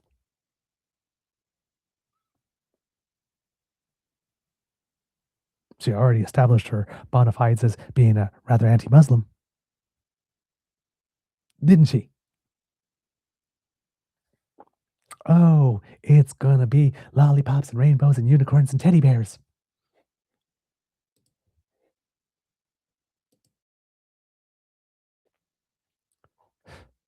Yeah, you should be used to that kind of attack. Because you are, Blanche. Quote, they're going to say what they say. I believe the NDP are the ideologues. They're the extremists, Finlay said. Warren Ham, a Conservative Party of BC member who initially ran for the leadership before backing candidate Yuri Fulmer, said he fully supports Finlay as the new leader. Ham said he believes the swing to the right is a reaction to the pendulum that swung so far to the left. Oh, yes. So far to the left. Ham said that the more centrist voters who want an alternative to the BC NDP need to be, quote, truthful to themselves about the choices in front of them. Well, it's certainly, if they're centrist, it's certainly not Finlay. So is there another political party in British Columbia that is going to have a bit of a revival as a result?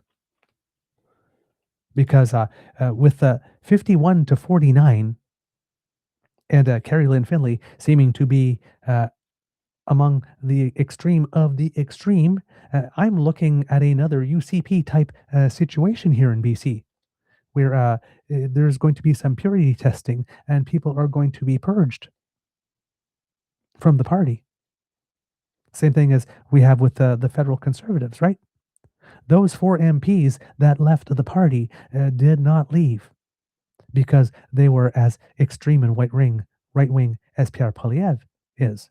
They probably left because they were somewhat abused by the leader, which is another reason, Don Davies, you don't want the seats to belong to the party, but to the people. Because another reason an MP might want to come to the conclusion that their constituents would be better served with them sitting in the House of Commons under another banner is not because the party has abandoned its values or its promises to the people, but the party has become abusive to its own caucus.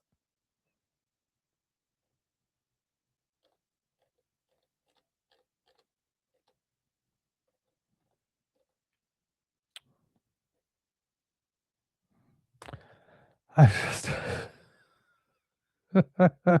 Oh my God. Oh my God.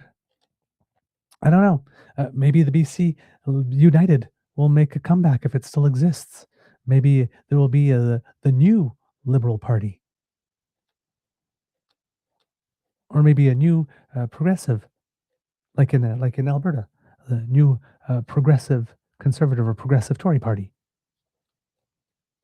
But it's kind of looking that there's going to be a new party because I have a hard time believing that the 49% that voted for Caroline Elliott, that there's a lot of them. Well, not a lot of. I have a hard time believing that all of them are going to be remaining with that party.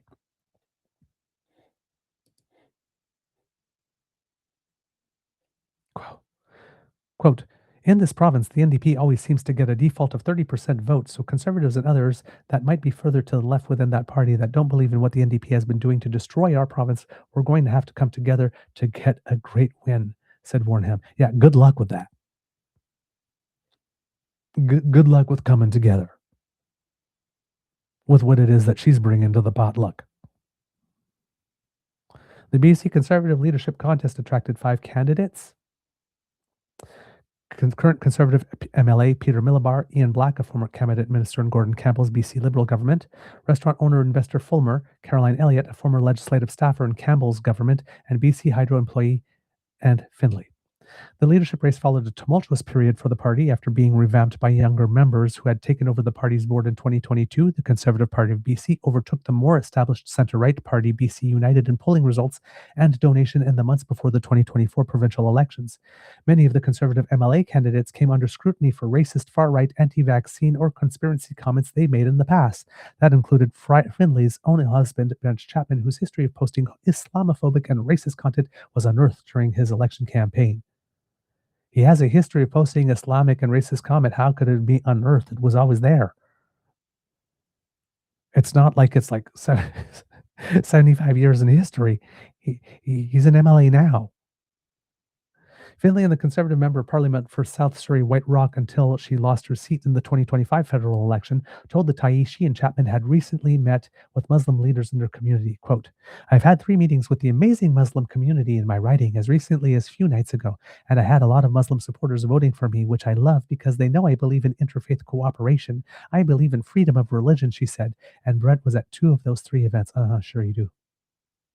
Sure, Jan. She of the person who the good person who said and did nothing when the party you ran for in 2025 and when you lost broke out that barbaric cultural practices snitch line thing. Is that when you showed your love of interfaith cooperation and that you thought that Muslims that there were amazing communities of Muslims?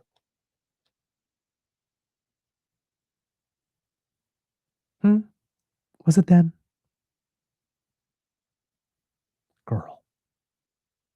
The BC Conservatives fell short of forming government in the 2024 election, but did become the official opposition for the first time in the history of the party. Almost immediately, the party came under strain. 5 former Conservative MLAs have now left the party. Dallas Brody, MLA for Vancouver-Kelowna, was expelled after she mocked residential school survivors, while Eleanor Sturco and Amelia Boltby left after they said they experienced a toxic work environment perpetuated by leader John Rustad. Rustad was forced out of the party in December, replaced by interim leader Trevor Halford. Findlay said she would be having discussions with all of those former Conservative MLAs. She also said she'll be meeting with the caucus to discuss possible plans for her to win a seat in the legislature. As he kicked off announcing the leadership vote results Saturday, Halford said the number of serious candidates and high percentage of members who cast a vote showed that the party has a robust future. He added that recent polls show support for the Conservatives is growing.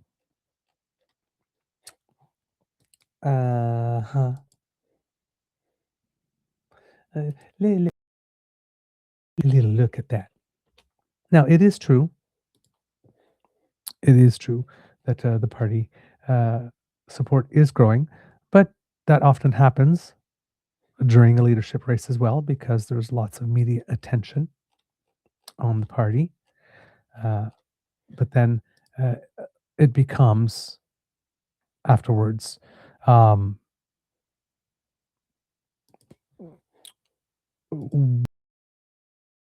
does with it.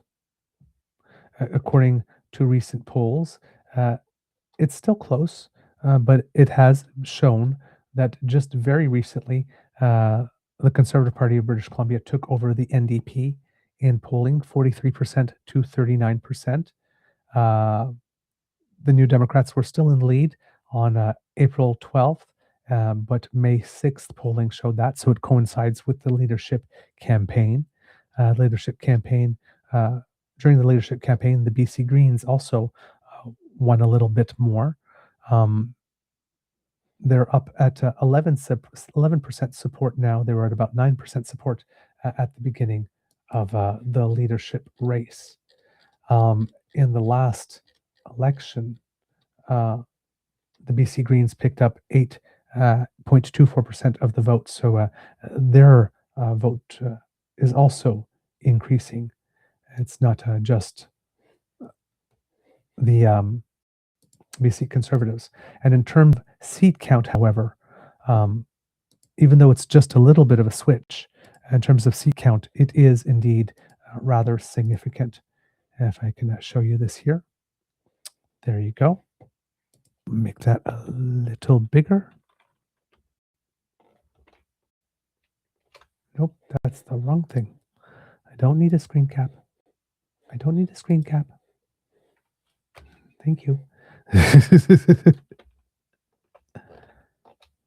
Okay, it's not cooperating, but here you see in February, the NDP was still growing. Went up to 57 seats to 34 seats, and then there's just been this big swing over the past little bit.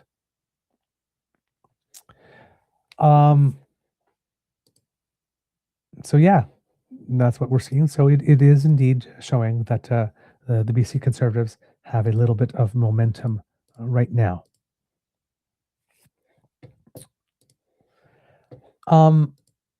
Things you might want to know,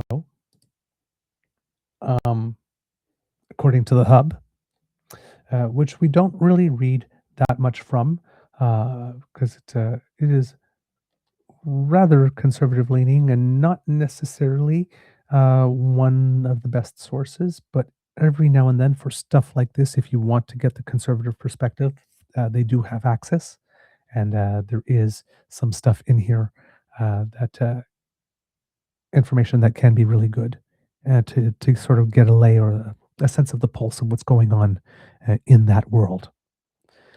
It says Carrie Lynn Findlay's 2.4 fourth ballot victory in the BC Conservative leadership race gives her party a leader, but not yet a government in waiting. Kirk Lapointe argued in the Hub that the contest, quote, did little to heal the Conservatives' ideological, cultural, and organizational fractures, a diagnosis that, if anything, understates the challenge. A 51-49 margin over Caroline Elliott is the narrowest possible win consistent with democratic legitimacy. It confirms a mandate. It doesn't confer unity. The BC Conservatives are a political mashup without precedent in recent provincial history. Former BC Liberals, social conservatives, fiscal hawks, populists, regional voices, and rookies who rode a wave from 2% in the polls 3 years ago to official opposition status. That kind of coalition is inherently unstable. What held it together in 2024 was anger at the NDP, a necessary but insufficient fuel source. The party lost by 3 seats in part because then leader John Rustad's refusal to discipline MLA Brent Chapman, her husband, over intolerant remarks handed the NDP a weapon precisely where the Conservatives could least afford it. Findlay now leads a party that must prove it has learned that lesson even as she brings her own baggage, controversial remarks about a leadership rival's Indigenous spouse, and a federal elections Canada investigation into her 2025 campaign spending. Yes, kids and cubs. Yes, she, the leader, is actually currently under investigation. Only the best people, kids and cubs, in the conservative field. Only the best people, according to Love Business in Vancouver, published May 20th. So during the campaign, this came out.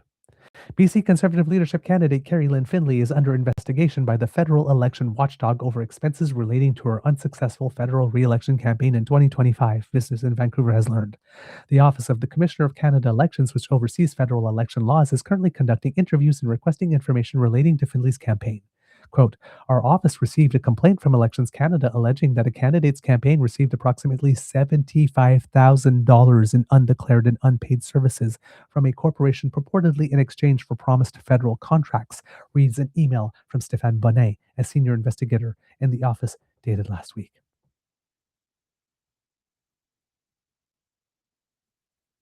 But they talk about liberal corruption and that NDP is destroying the province and all that kind of stuff.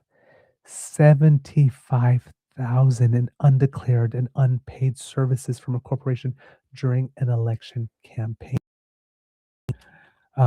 What is the donation limit in Canada for a campaign? You might wonder. Let's find out. The maximum donation limit for a federal campaign in Canada is $1,775. This cap is set by Elections Canada and is strictly regulated to ensure transparency and fairness. So $75,000 divided by $1,775 is 42.25. 42 and a quarter times over the limit. Hey, if you're gonna cheat big, right?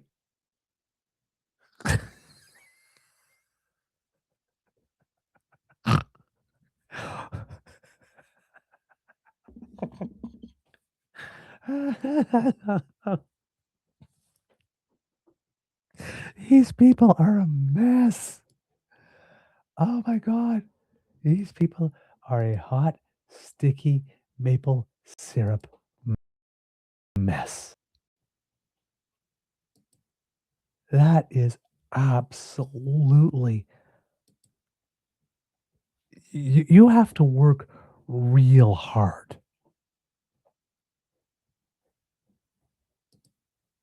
to violate the rules, to blow contributions by 42 and a quarter times. That is absolutely astounding. But that's not all. It is further alleged that approximately 50 individuals described as appearing to be foreign nationals without legal status were canvassing on behalf of the candidate.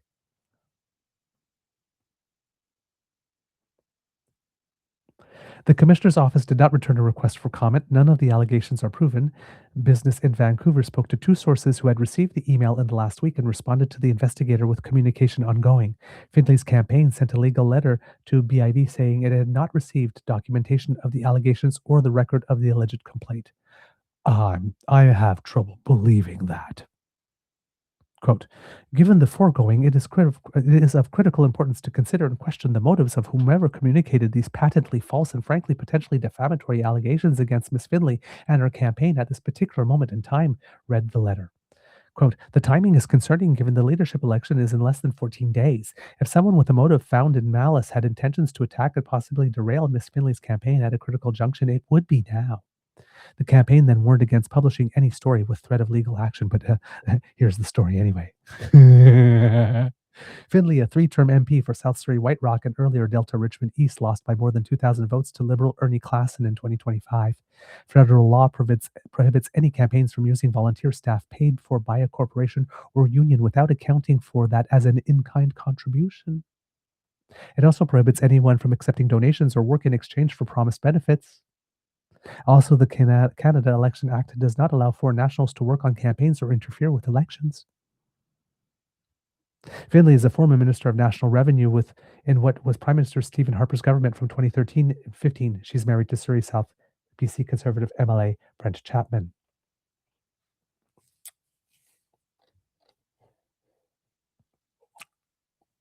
Only the best people. Back to the Hub article. The deeper structural problem is not personal but coalitional. Some members want a hard-edged insurgency built on grievance and disruption. Others want a disciplined center-right alternative broad enough to prevent any new party from occupying the middle ground. Finley campaigned as a, quote, conservative by conviction, not by convenience, with an emphasis on faith, family, and freedom. Oh my God, whenever you see that slogan, you know it's gonna be a bad time. You know you're dealing with a freak show. Sorry. That's just the way it is. She positioned herself against what she called, quote, a liberal takeover of the party and woke ideology in schools.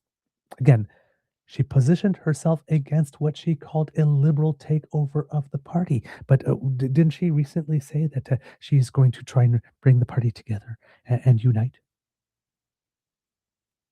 But there are liberal moderate. There are people that came from the Liberal Party of BC that are part of the party. Caroline Elliott was one, the person that finished second. Normally, in a close race like that, if someone finishes second, you offer them something. You offer them a position. But she's against a liberal takeover. So on top of that, she's a purity tester. If you're not conservative enough, you don't get to sit with us.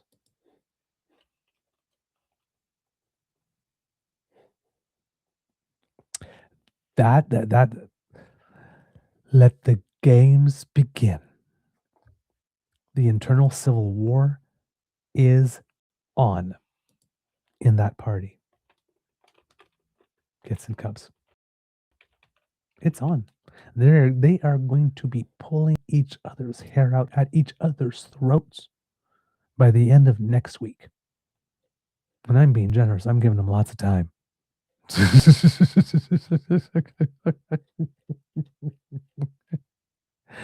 Oh my God. Unbelievable. Speaking of that, of purity testing, it's not only happening within the BC Conservative Party, it is also happening with the UCP. It appears that there are some people who are trying to buy memberships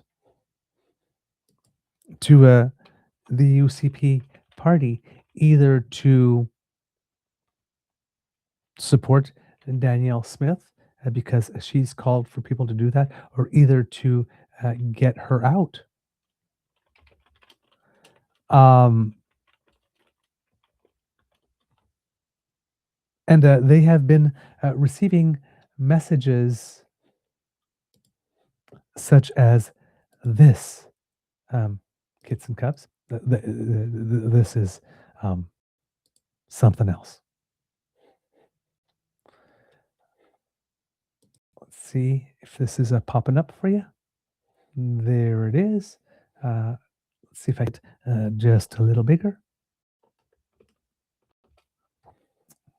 There we go. Oh, let's try that again. A little more. Come on, you can do it. Anyway, membership cancellation. Dear Miss Tays, your membership purchase has been canceled and your purchase refunded. It is clear from your actions and your social media that you do not support the goals or aims of the UCP. Sincerely, Dustin Van Vogt, Executive Director, United Conservative Party.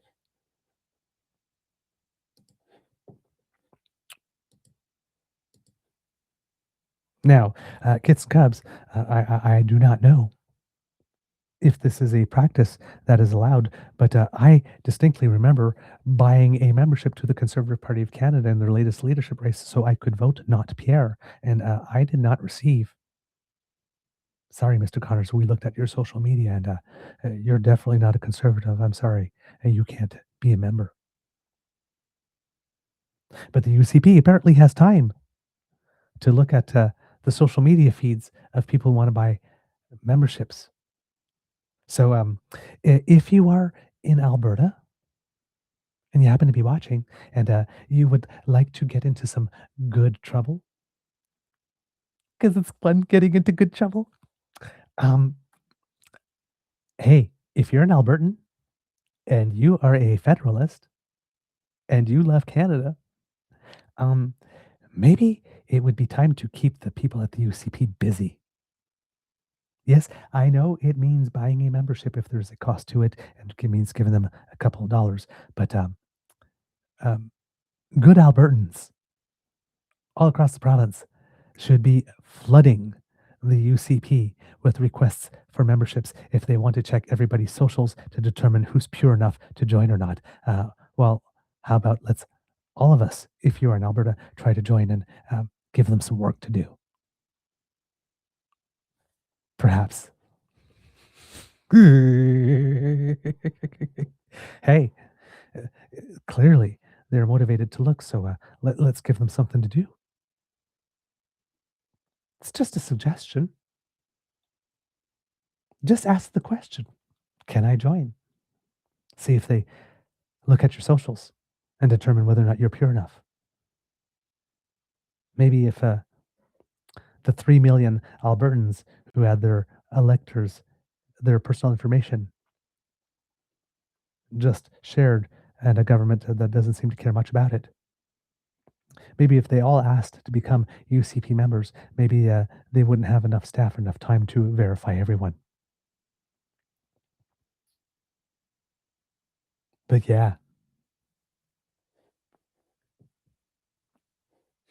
Kid Linda, I bought a membership in the CBC too, and they didn't refuse me. They shouldn't be refusing you. We checked out your social media. You do not support the goals of the party. You can't be a member.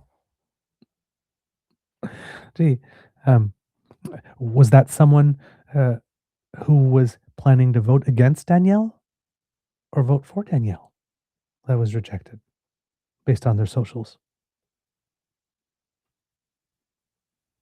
I mean, Danielle doesn't want to accept duty to consult and bent over backwards to put up a referendum, claimed that 400,000 signatures from for Canadian were equivalent to 300,000 unverified signatures from the Yahoo group, and then put them all together. I mean, Danielle Smith loves to have fun with stuff. Danielle Smith loves a sure thing. The way that she organized those questions and those little videos for her Alberta Next panel, those were done rather curiously, in a very loaded and tilted and slanted way.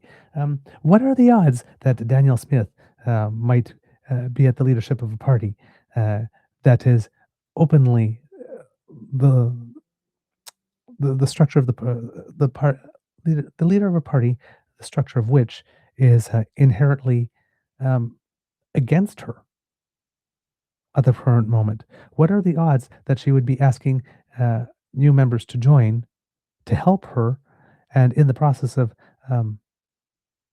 vetting those memberships, because the other side looked for members to help oust her, that they were doing some triage. Oh, I looked on your socials. Oh, Danielle Smith is a great leader. She's doing great. Hey, you can be a party. Oh, Danielle Smith, she betrayed us. I can't believe it. You know what? I don't think you support the values of the party, sir. You can't be a member. What are the odds that she might be, once again, inventing a reality for herself that just happens to suit her? Because she has no history whatsoever doing that. None at all. Oh my God.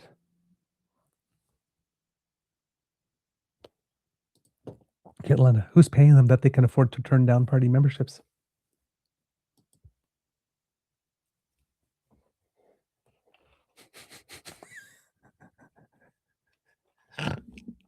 And I'm sorry, this all comes back to me to the original sin. Stephen Harper. Well, the original sin, the bigger original sin, Peter MacKay betraying David Orchard, promising that he would not merge the parties, and that he did. But then the other original sin, while running on accountability, the first election that brought Stephen Harper to power as a prime minister, they ran on accountability because liberals were allegedly so corrupt after the sponsorship scandal and Shawinagate and all that kind of stuff. They ran on accountability, and in that very election, they committed financial fraud to the point that several years later, they needed to plead guilty in court to it in order to save 4 people, including 2 senators, from going to jail. And then they tried to keep the money anyway. While running on accountability, they were committing crimes to which they pled guilty.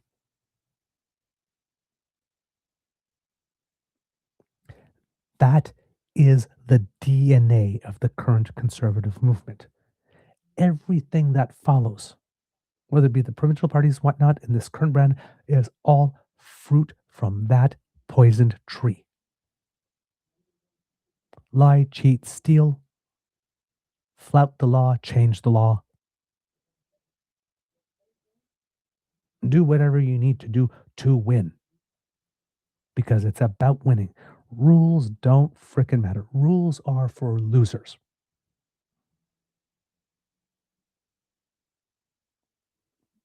Stephen Harper ran on accountability while they were cheating. And cheating so bad, it went to court. And they eventually, after years of saying, no, we didn't do anything wrong, quietly settled. So yeah, we were cheating all along. They will look you in the face and run on accountability while committing financial fraud. Carrie Lynn Finley is under investigation, and she was running for the leadership of a party. Pierre Poilièvre has a lifetime compliance agreement with Elections Canada because he too is a cheater. Mr. Law and Order, Pierre Poilièvre, didn't leave his party after his party pleaded guilty.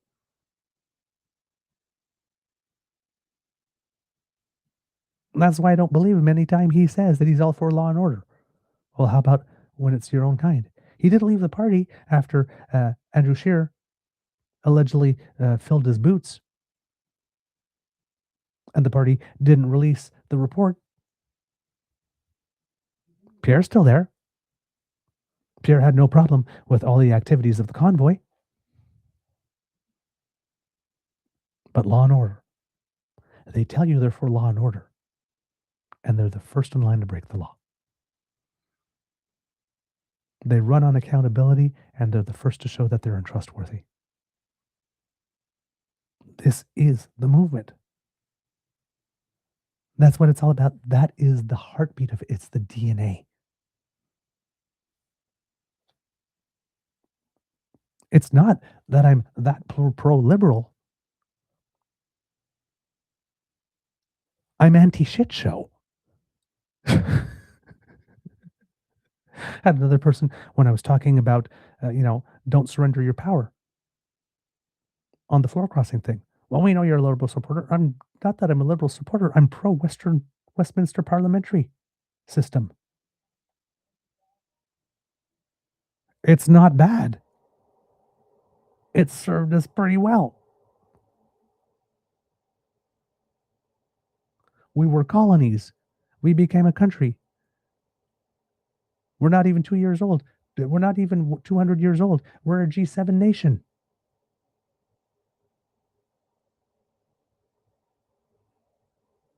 We have rights that a lot of nations in the world envy. We did all that under the Westminster parliamentary system. Is it perfect? No, but my God, look at the world today. And then look at us and come and tell us that that system hasn't overall served us pretty good, pretty well. I'm pro Westminster parliamentary system. And anybody wants to mess with that, I have a problem with that. I'm anti-shit show. If being anti-shit show makes me a dirty liberal, well, then guilty as charged. I don't.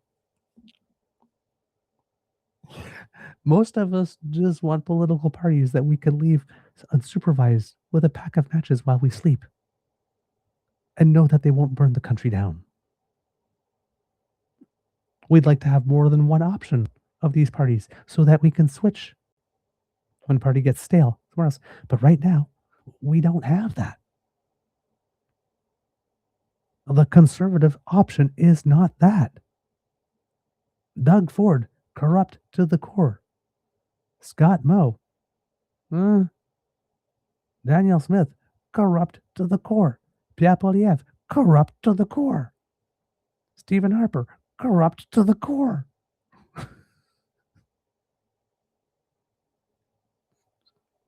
The most corrupt government we had prior, provincially, Grant Devine, Saskatchewan, conservative. Like, come on, man.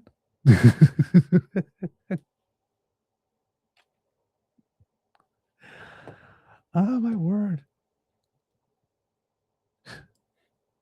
Being anti-shit show doesn't make you liberal.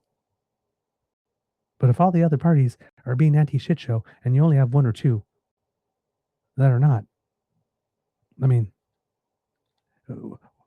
it's not like they're leaving us a lot of choice.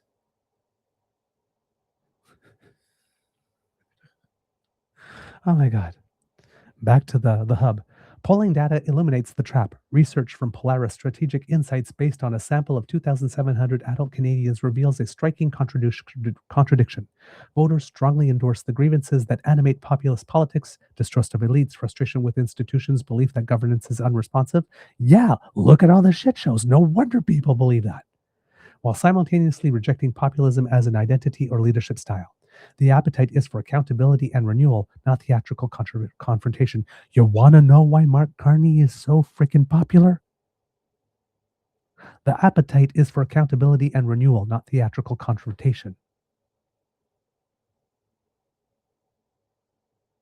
Elites that can be trusted. Institutions that do what they are designed to do. A belief that government can be a force for good. Rejecting populism. Rejecting flying off the handle. Rejecting looking for the smallest difference and trying to make it a big chasm. Gee, I wonder why people like Mark Carney.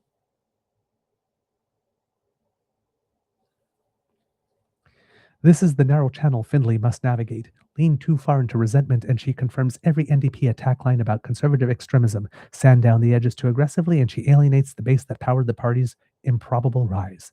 The challenge is compounded by persistent rumors that Premier David Eby is contemplating a snap election, potentially before Findlay has time to consolidate. On paper, the idea looks reckless for a premier with poor approval numbers, a structural deficit, and a tired government. But the logic has a cynical coherence. Catch the Conservatives with exhausted troops, depleted donors, and a leader who has not yet entered the legislature. If Chapman steps aside so Findlay can seek his seat, it solves the access problem but reopens the discipline wound. Conservatism as a governing project has always required comfort with internal contradiction. The non-left coalition in Canada succeeds when it maintains genuine debate across its factions rather than allowing one tendency to claim ownership. Sectarian triumphalism holds for a moment, but it never lasts. Findlay's central task is converting resentment into reassurance, demonstrating that Conservatives understand public frustration but would govern with steadier hands and calmer instincts than the anger suggests. And if you believe that, did you know Madonna is also a virgin?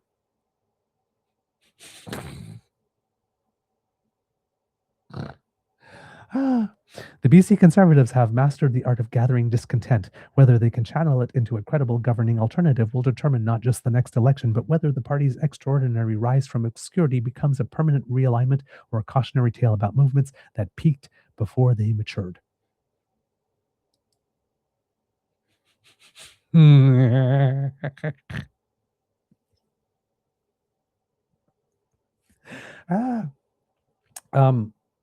There's a little summation of all of this that was done actually by really relatively well by Extra Magazine in British Columbia.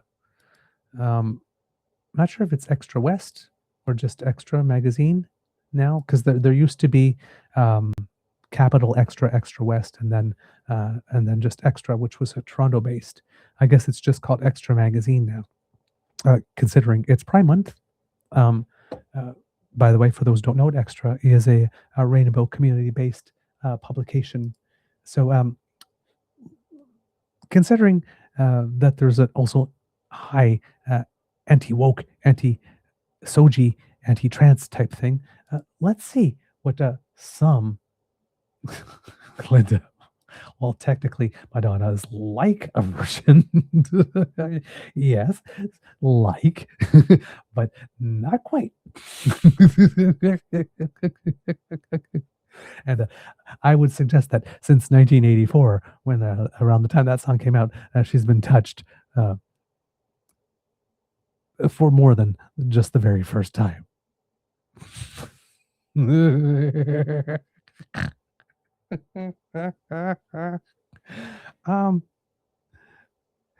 All right. Let's see what the Rainbow News, how they see what has gone down, how this campaign went down. Whoops, that is not it. Let's try that one more time. Come on. Is that it? There we go. No, that's not it either. Wow. Okay. This is not cooperating right now. Let's try one more time.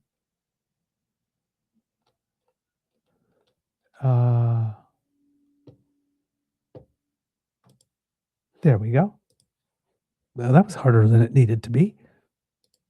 And it still won't show up for the fifth time. All right. Finally. Restream, I love you. Here we go. Let's see. Do we have is there a name here that we can attribute to this journalist? Not that I can see here, but perhaps they will mention it. All right. The Conservative Party has a new leader, Carrie Lynn Findlay. And she and her husband, Conservative MLA Brent Chapman, have quite the history of controversy. And yes, there's racist social media posts, and yes, there are anti-trans statements. And all this stuff matters because Findlay is stepping into the official opposition. And it's not too long ago that the Conservatives were just a few seats away from forming government in the last BC election. Then again, the BC Conservatives are a bit of a hot mess right now. So let's talk about what you need to know. Findlay, a former federal Conservative MP, won the leadership of the provincial party in a tight 5-person race this past weekend, with 51% of the votes on the 4th ballot. Findlay is a 71-year-old former lawyer who represented South Surrey White Rock for the federal Conservatives from 2019 to 2025. And Findlay has long been a controversial figure. More recently, Findlay was criticized for questioning whether one of her leadership opponents, Peter Millibar, had a, quote, conflict of interest on reconciliation issues because his wife is Indigenous. And then there's her husband. Findley's husband, Brent Chapman, who is currently an MLA for South Surrey, has a long history of outright racism on social media. Like, seriously, you hate to see a Wikipedia controversy section this long. And while he spent much of the 2024 provincial election campaign apologizing for his past posts, around that time he also still went on a podcast where he called the mainstream narrative around residential schools a, quote, massive fraud. So, yeah. But let's specifically get into all the anti-trans stuff when it comes to Findley's leadership win, since that's pretty relevant considering the general slide of Conservative politicians across Canada. Findley's victory has been applauded by several controversial figures in BC politics, including independent MLA Tara Armstrong, who left the Conservative caucus in 2025. You might best know Armstrong as the MLA who has been introducing a pile of radical private members' bills in the legislature on such topics as aiming to call supporting trans kids child abuse, repealing the BC Human Rights Code, and banning the use of public funds for gender-affirming care. And Armstrong endorsed Findley in the race, and in her social media post congratulating Findley, Armstrong said that the new leader, quote, took a firm and unashamed stand against childhood medical transition and gender ideology in schools. So yeah, we can probably expect her back in the Conservative caucus sooner rather than later. In a series of social media posts, Findley pledged to, quote, immediately ban the administration of medical and social gender transitions for children if she became premier. And she's posed for photo ops with and reposted the anti-trans opinions of noted anti-trans campaigner Billboard Chris Elston. And while a lot of Conservative politicians in Canada have kind of danced around being full-throated in their anti-trans takes, Findley has just laid it out on the table. Which might be scary for many queer and trans folks living in BC looking next door to Danielle Smith's Alberta and seeing what could happen if somebody like Findley became premier. But Armstrong's support of her is actually a good example of why Findley actually becoming the premier of BC could be an uphill battle. The BC Conservatives on the whole are a bit of a hot mess. Yes, they came close to forming government during the last provincial election under former leader John Rustad back in 2024, but a lot has changed since then. Rustad's party won 44 seats compared to the governing NDP's 47, with the Greens taking 2. And that was a big deal. It was the best the Conservatives had done in BC in 72 years. But in the short time since then, the party has completely fractured. Those 44 seats are now only 38 because of 6 MLAs, including Armstrong, who either left or got kicked out of the party after getting elected. And there's a clear divide between two sides of the party. The further right, more radical faction represented by Findley, and the more centrist MLAs who came from the shell of the former BC Liberal Party. Surrey Cloverdale independent MLA Eleanor Sturko spoke out against Findley's win, calling her, quote, radically right-wing, and said, quote, I don't think I see this as a big tent party any longer. Now, in the immediate aftermath of the leadership election, the party has claimed that there is unity in its caucus, because of course they did. As for if that actually bears out, and how Findley will further influence the party's general direction, that's going to play out in the coming weeks and months. And there you have it. Did anybody else get a good laugh? That bit that and anybody should be concerned about somebody who has a Wikipedia section that is that long,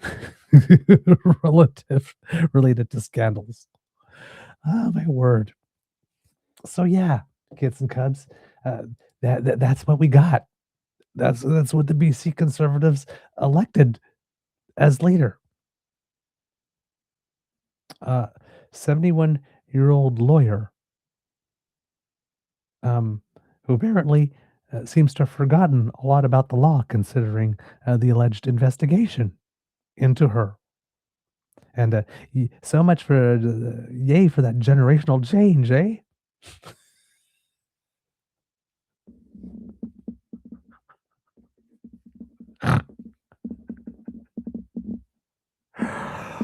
Oh my word. Oh my word. I tell you. Damn. Kit Uncover here has given us a little bit of news. If you happen to be living in Manitoba, there is a new alert. Tornado warnings have been issued for the following areas in southern Manitoba. The regional municipality of de Salaberry, including Saint-Pierre-Joly and Saint-Malo, regional municipality of Hanover, including Steinbach, Niverville, and Grunthal take shelter now. Hopefully, I pronounced Saint-Pierre-Joly and Saint-Malo correctly. I know that pronunciation. I believe that Saint-Pierre-Joly and Saint-Malo are parts of Manitoba that are more francophone. So I actually knew somebody as a kid that came from Saint Pierre Joly in Manitoba. Actually, we went on when I was a teenager. One year, a group called Canadian National Parents for French took 40 kids from all provinces outside from Quebec who did speak some French and sent them for 3 weeks into the province of Quebec for a total immersion experience. And I was one of them. And one of the kids from that went on that trip with us was from Saint Pierre Joly. So that's how I knew that even though it has a S, that it shouldn't be Saint Pierre Jollis, unless that's the way it's pronounced in Manitoba. But if we were in French, would say Pierre Joly. So that's how I have an idea that it might be a little more of a francophone region, because I know there's at least a French language school there because in the area, because uh, we were all high school students. So the person who was on that trip with us had to be going to school somewhere. Wow. So yeah, kids and cubs. That's what we got here from the BC Conservatives. It's going to be a hot mess. There's an interview that she's given that I'm going to take some time to listen to a little more. I had started listening to it, and in her first answers, that whole part that was in there saying that she's warning. Sorry, that should not have happened. Warning about a liberal takeover of the party, then she seems to be indicating something else in there.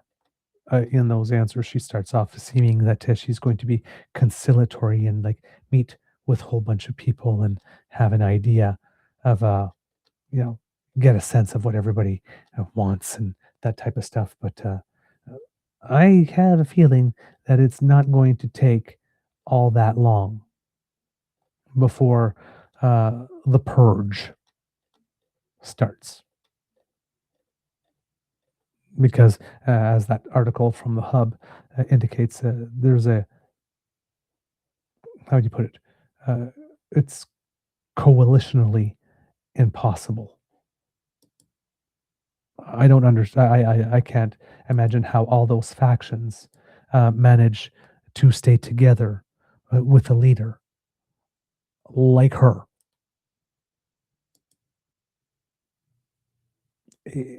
BC politics ain't going to be boring. That's for sure.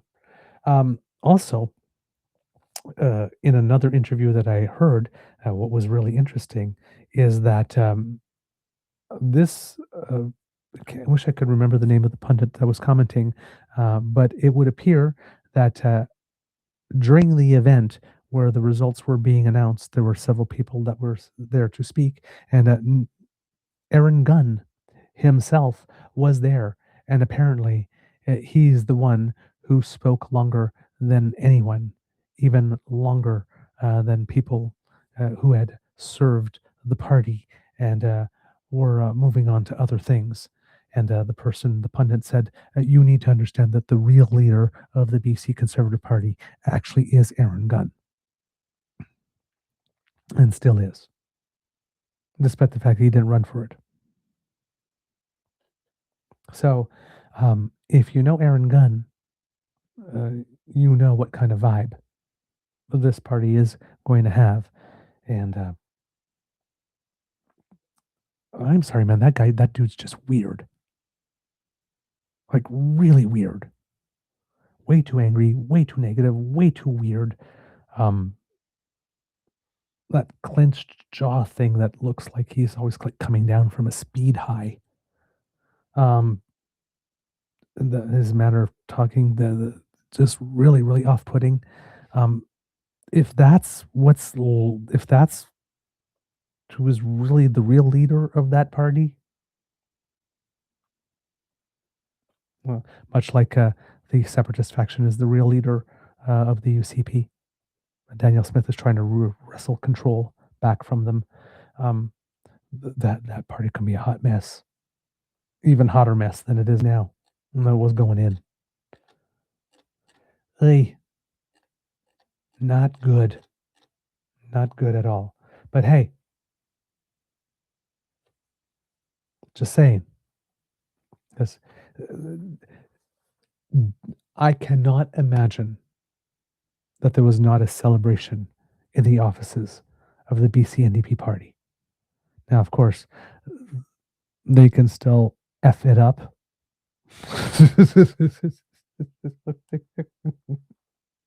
Many a political party that thought they had it in the bag because the other option was so completely and obviously unpalatable effed it up. Yes, I'm looking at you, Democrats in the United States, twice. So, I mean, it happens. But they, the ABC NDP, if they wanted, if they're going to give themselves a refresher, a bit of a makeover, give themselves a new wind, a new energy, they definitely have the party to campaign against, because that is going to be the gift that keeps on giving. Can you imagine? I mean, they're going to be asking her all the time to denounce what her husband said. If any time her husband does another thing, they're going to be asking her. If the husband gives up the seat for her to run, there's going to be a by-election. She's going to have to campaign. What's going to come out of her mouth then? In the next federal election, will her husband run again? What will come out of his mouth then? If Tara Armstrong rejoins the party, what's going to come out of her mouth? If that investigation that people are saying is defamatory, to say that there's an investigation, if that actually happens to be a true investigation, there's stuff that's come out, that's there too. If there's a purge of the moderates and the moderates decide to organize and form another group and start airing dirty laundry out in public, that's going to be another thing. Once the moderates are all gone, because once you get rid of all the undesirables, people who are inherently purity testers and angry and exclusionary, well, they still keep on being angry and exclusionary and hateful and all that kind of stuff, and they need to find the impure among those who remain. Right?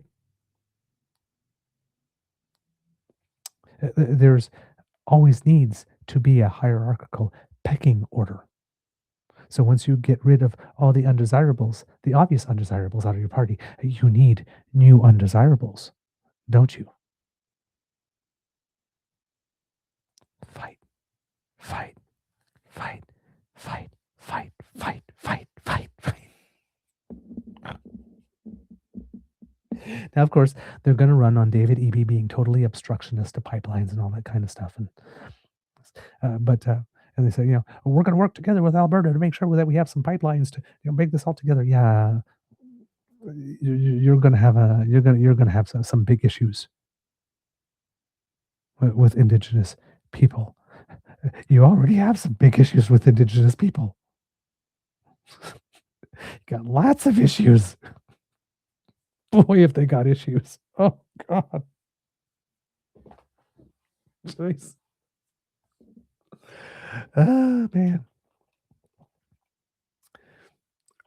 Only the best people. Conservative cage match. Oh, my God. Love it. Love it. Okay. There was a couple of things that I wanted to get through, but this took way longer than I thought. There's so much stuff. Listen, if I have to do 2.5 hours, now the first half hour, yes, Alberta UCP stuff and privacy stuff. So if I need to do a full 2 hours on the BC Conservative race and the new leader, because there is just that much mess. Can you imagine what it's going to be like in real life?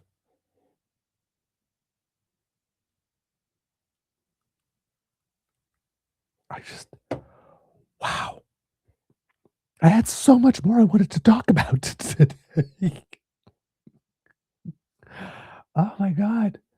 Um, so let me see if there's anything there that I can tackle really quickly. Um, okay, this competition for Canada's submarine contract intensifies. That there's a lot of news on that, so I definitely can't on that. Um, no, not really. Just a quick recap for those who didn't see last night's show. Um, Silly me. I tried to program a post for this morning because I knew I wasn't going to do a show this morning saying, "Hey guys, if you want your morning dose of Beaver, here it is. This was the show I did last night. You can watch this morning, and I'll be back this evening to do today's show." Except again, silly me. I put the post for tomorrow instead of today. So I had to fix it, and it appeared this afternoon. But I did a show yesterday called Bad Ideas that talked a lot about the mess that Doug Ford is in at the moment. Doug Ford, it appears, is taking a 21-week summer break. There's a 14-week winter break, worked for 30 days in the legislature, I think, and then so exhausted the man is that there's another 21-week break. Nobody can question my work ethic. He says, "Oh yeah, boo boo kitty, we can question your work ethic. Not only can we do, and not only do we question your work ethic, we actually question your ethics as well." Doug Ford, who also to be in a little trouble with the polls, if you will allow me very quickly to show you that. Um, Perhaps the reason he is going away is because he is drowning. He knows he is drowning, and perhaps hoping, like other times in his political career as Premier of Ontario, when people really started not liking him and his polls went down, realizing or hoping that perhaps absence will make the heart grow fonder.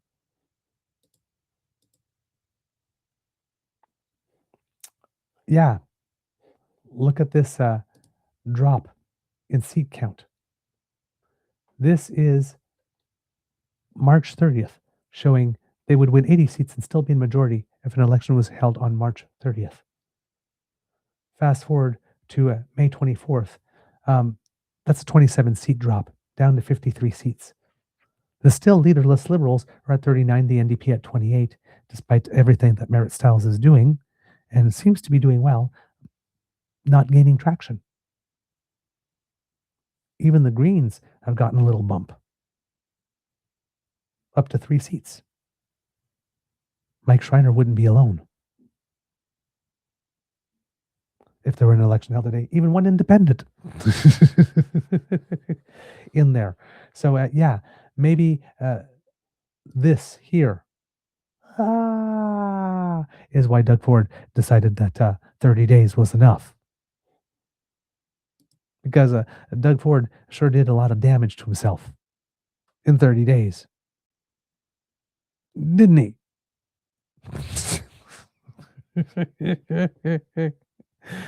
Meanwhile, you have the Bloc Québécois leader, Yves-François Blanchet, who came out yesterday claiming that it's now time to repeal the Clarity Act. Yeah, it's only been around for 26 years. He's finally gotten around to do it, to requesting it. He's going to introduce a private member's bill, allegedly. Now, it is true that the Bloc Québécois did try twice before to repeal the Clarity Act, again, which was passed in 2000. It was so offensive to them that they waited until 2012 to do it the first time and did it again in 2013. Just so happens that in 2012 and in 2013, the Bloc Québécois was also down to 4 or 5 seats and had lost official status. So we're going to repeal the Clarity Act. It was not so much a serious endeavor as more as a bid for relevance and maybe some press. But it also relates to something else. You remember Pierre Poilièvre telling us that, oh yeah, 10 years ago when we had Stephen Harper, there was no separatist threat in Quebec. There was no separatist threat in Alberta.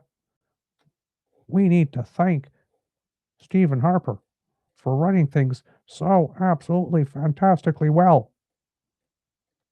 Blah, blah, blah, blah, blah, blah, blah, blah, blah. Well, we looked at the Alberta thing and we said, well, yeah, when your province is such a mess that in a period of 10 years, you have 6 different premiers.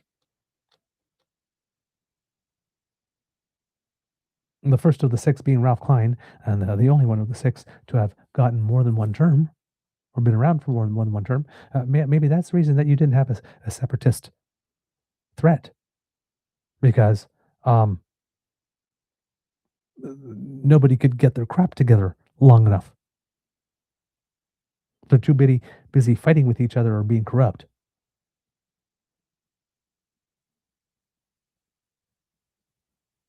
And then 10 years ago, specifically at the time that Pierre Poilièvre actually referred to, when you look back, well, Rachel Notley happened to be the premier of Alberta, so no wonder there wasn't a separatist threat.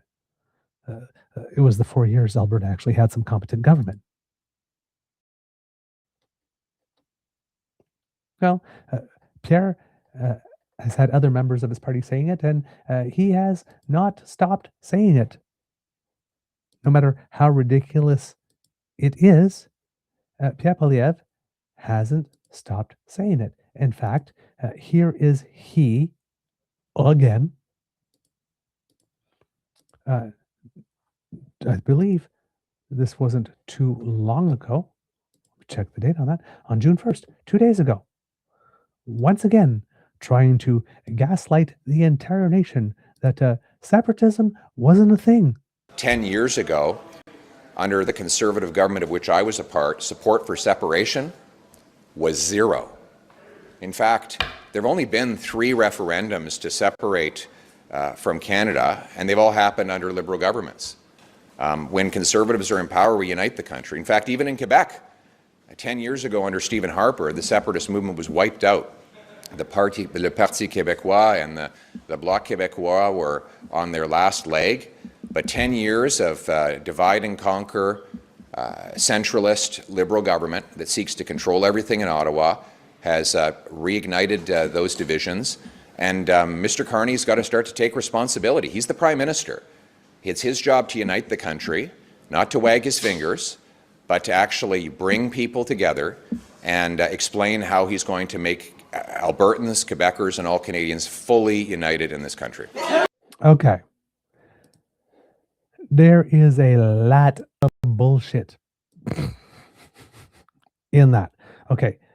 So, we need to go back through this. I wanted you to play it once, to let it wash over you. Now, let's go back to this section by section and handle the BS that is being presented to us. This is 57 seconds. And watch the amount of time it is going to take me, because this is how much bullshit he packed. This is how much bullshit he can pack into 57 seconds. 10 years ago. Okay. 10 years ago. It didn't take long, eh?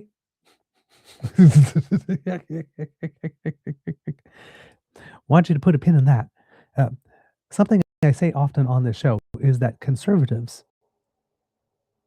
the modern day conservatives, what they like to do is they like to play with time. And you will always notice that when they set the time for something, it is almost always immediately after the last time that they claim that something that has never happened or that never existed actually did.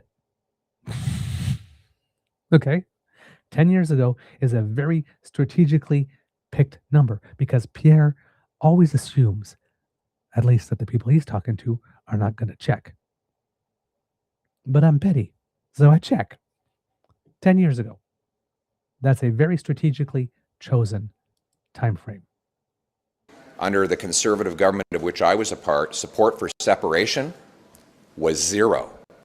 Support for separation has never been zero. Never. That's a big lie. In fact, and notice he gives the sign again. There have only been 3 referendums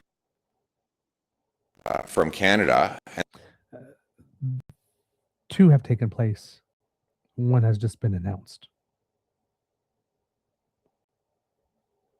2 were announced by separatist parties. 1 was announced by an allegedly federalist conservative party. He wants you to believe that the fault is the federal government of the day for starting these referendums, for these referendums being, and not the fault of the people who actually called them. And they've all happened under Liberal governments.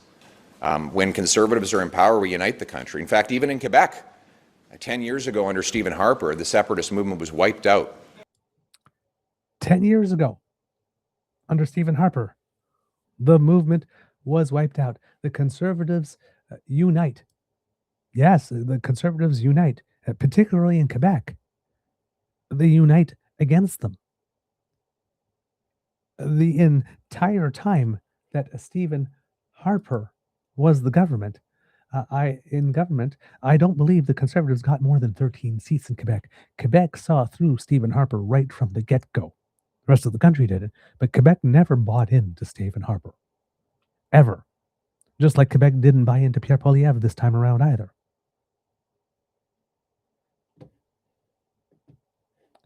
Let's keep going.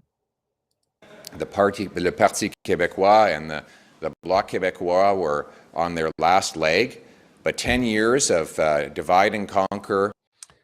The Parti Québécois and the Bloc Québécois were on their last legs. Now, the Bloc Québécois, yes, had lost official party status. But that wasn't 10 years ago in 2016. How many seats did the BQ have in 2016? Whoops, I wrote 2106. That's not going to help me here. In 2016, the Bloc Québécois held 10 seats in the House of Commons through 2016. They had won these seats during the October 2015 Canadian federal election. So they were still too shy of the 12 required to achieve official party status. But if you go back to 14 years, to 12 years ago, the Bloc Québécois was at 4 and at 5 seats. Also in Stephen Harper's mandate. Why? Because the Bloc Québécois actually had a dalliance with the right. They were more a left party, and they had some leaders come in and try to be a more right-wing party. And they lost popularity in Quebec because Quebecers weren't buying into the Conservative, so they weren't going to buy in to the Bloc Québécois as well. It also coincided, I believe, with the Orange Crush.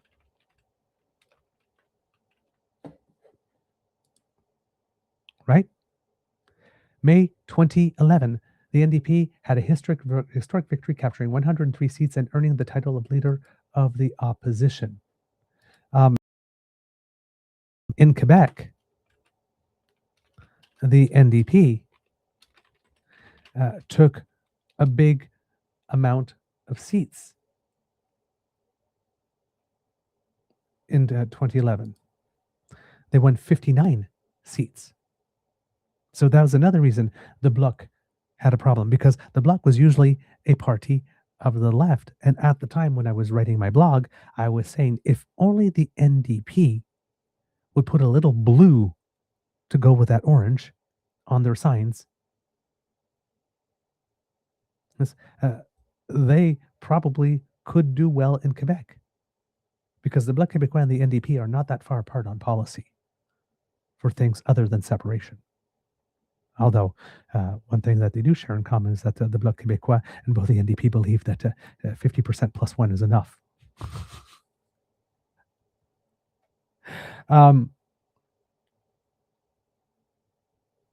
So that's some reasons going on there too. However,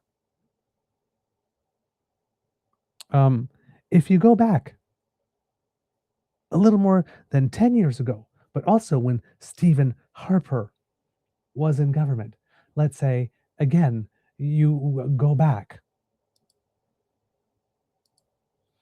a little more than that, let's say 12 to 14 years ago, which is the reason for which Pierre Poilièvre needs to say 10 years ago. 12 to 14 years ago. Do you know which party was the government in Quebec?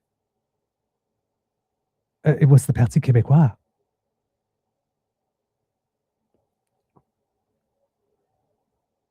While Stephen Harper was halfway through his term, he so stamped out separatism that a separatist party, the Parti Québécois, came to power in the province of Quebec. Remember Pauline Marois?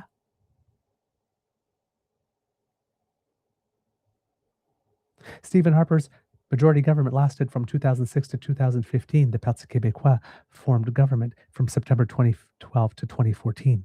Minority government. He has to say 10 years ago, because if he said 12 to 14 years ago, what he said would not apply.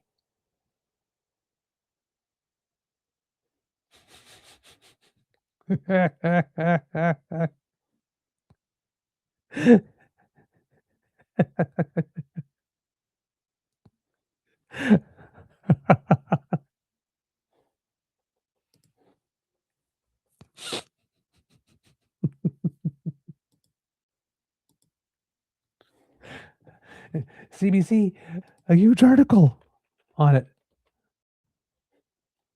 too. I mean, now between the first time he said it and the time that they actually came up with the article, there was a certain gap of time. Nobody, he was right that nobody would look. Nobody did look at first. But yes, CBC did confirm at some point, and now I can't find the article, of course, because I'm looking for it. It was right there in the top thing yesterday and is no longer there today. So yeah, when Pierre Poilièvre makes these kinds of statements, you always have to check them because they're always very conveniently, especially when he puts a time frame. There was separatism, and Stephen Harper didn't root it out. And there were other factors in play there. So yeah, Yves-François Blanchet came to a mic yesterday and tried to gaslight Canadians into believing that 26 years after its existence, now is the time to introduce a private members bill with one clause. Clause 1, the Clarity Act is abrogated. And proceeded to do this whole big song and dance, because every now and then Yves-François Blanchet gets a little pompous. I'm going to tell you how it works here in Quebec. It's me. And tried to make us believe that the very second that a 50% plus one pro-referendum vote takes place, all laws in Canada stop instantly applying to the province of Quebec, which is absolutely and patently ridiculous because unilateral secession is not a thing. And of course, as we talked about in other shows, the provinces and the federal government has something to say about that. There's a things that need to happen, right? And of course, this cannot possibly be the case because unless the government of Quebec, prior to a vote, has done everything needed to be an independent country right off the bat, the second that vote comes down. Yves-François Blanchet is basically saying the world stops spinning and the laws of gravity will be defined. Not everything goes flying off.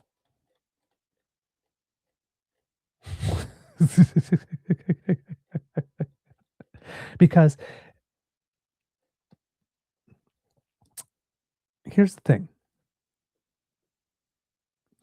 If it is true that the second that an independence vote reaches 50% plus one, that no laws from Canada apply in Quebec anymore, then it is also true that Canada could claim that the use of the Canadian dollar and the passport instantly ceased, that provision of defense and diplomacy immediately end, and Quebec is on the spot ejected from all Canadian international trade agreements and treaties.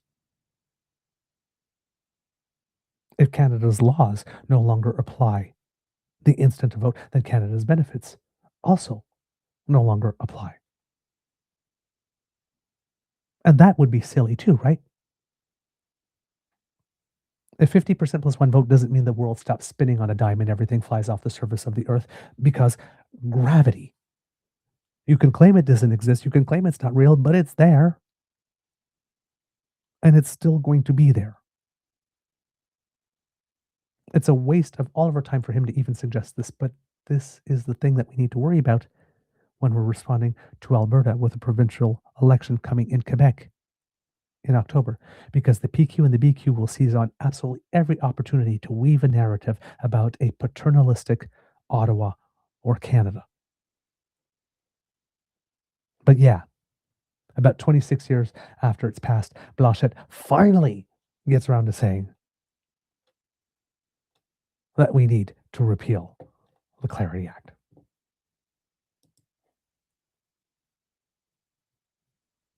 Because Mark Carney one day simply said, hey, that Alberta question, we'll have to look at that question if it sees. If it's conform to the Clarity Act. And once again, Blanchet said, well, we don't need Papa Ottawa to tell us whether or not we can understand the question. When, once again, kids and cubs, do you remember, I read it, that referendum question was in 1995. Why that Clarity Act was needed.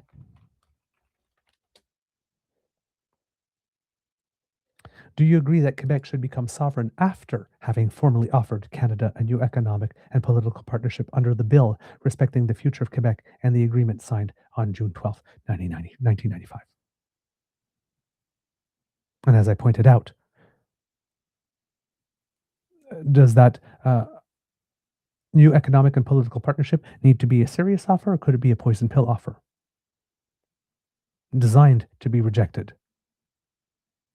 And do all the voters actually understand the bill respecting the future of Quebec? And have all the voters read and completely understand the mentioned agreement signed on June 12, 1995? Are these votes fully informed? It was a 145 word question? That again, make sure I got the number right, maybe 120.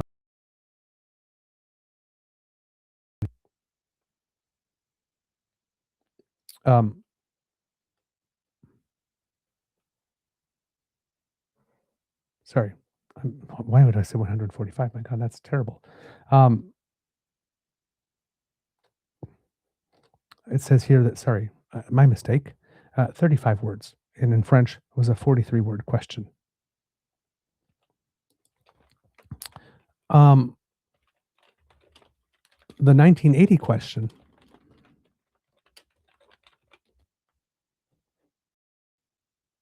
was The government of Quebec has made public its proposal to negotiate an agreement with the rest of Canada based on the principle of the Sovereignty Association of Quebec and the independence of Canada as equal partners. This Oh my God, yeah, this was the long one. This agreement would enable Quebec to acquire the exclusive power to make its laws, administer its taxes, and establish relations abroad, which is sovereignty, and at that time to maintain with Canada an economic association, including a common currency. Any change in political status resulting from these negotiations will only be implemented by the popular approval through another referendum. So they also had a referendum to have a referendum. On these terms, do you give the government of Quebec the mandate to negotiate the proposed agreement between Quebec and Canada? 107 words in English, 114 words in French. The 1995 question, 35 words in English, 43 words in French. And a lot of people after claimed that they didn't know what they were voting on. And Chantal Hébert wrote this book called French Kiss, if you remember. And in that book, we had the revelation that all these people that were fighting for separation of Quebec actually had no plan for what would happen the day after. They didn't know. They were just going to wing it. And you have Yves-François Blanchet saying here that all laws cease to apply the second it happens. And then said it would be the same in Alberta if Alberta went that way. They are looking to feed each other. Right? So for everybody wanting to say, Mark Carney, just tell those Alberta separatists to fuck off or whatever. Because Prime Minister can't do that because there's a provincial election coming in Quebec in October. The same month as the referendum. And the mere mention of the Prime Minister that he would have to look to see if the Alberta question confirmed, if the Clarity Act applied to that question, that was enough to set the Bloc Québécois off to start running this campaign that they're doing. This is a debate that is going to require a lot of people to be very, very cautious about what they say. Because Yves-François Blanchet inherently dishonest when it comes to this. Gaslighting. So you have Pierre gaslighting us that separation was never a thing during the Harper time, even though the Parti Québécois was the government of Quebec for 2 years during the Harper period. You got Yves-François Blanchet gaslighting that 50% plus one, all Canadian laws cease to apply in a very instant. You got Alberta Danielle Smith gaslighting on duty to consult. And you have Doug Ford gaslighting that 21 weeks off is not bad because nobody works harder than him. From 6 a.m. to midnight, he's working for the people.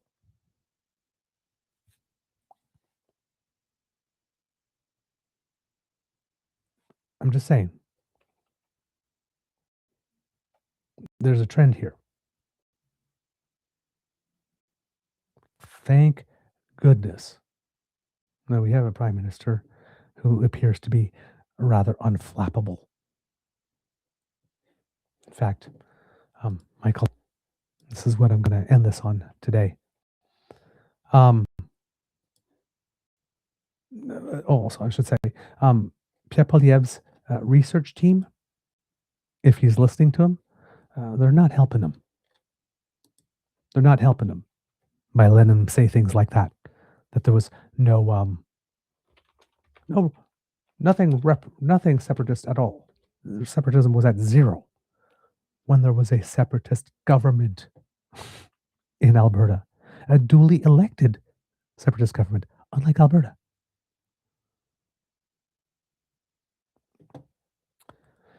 Well, actually, if the UCP is becoming a separatist government, I guess they were duly elected, but running on a mandate.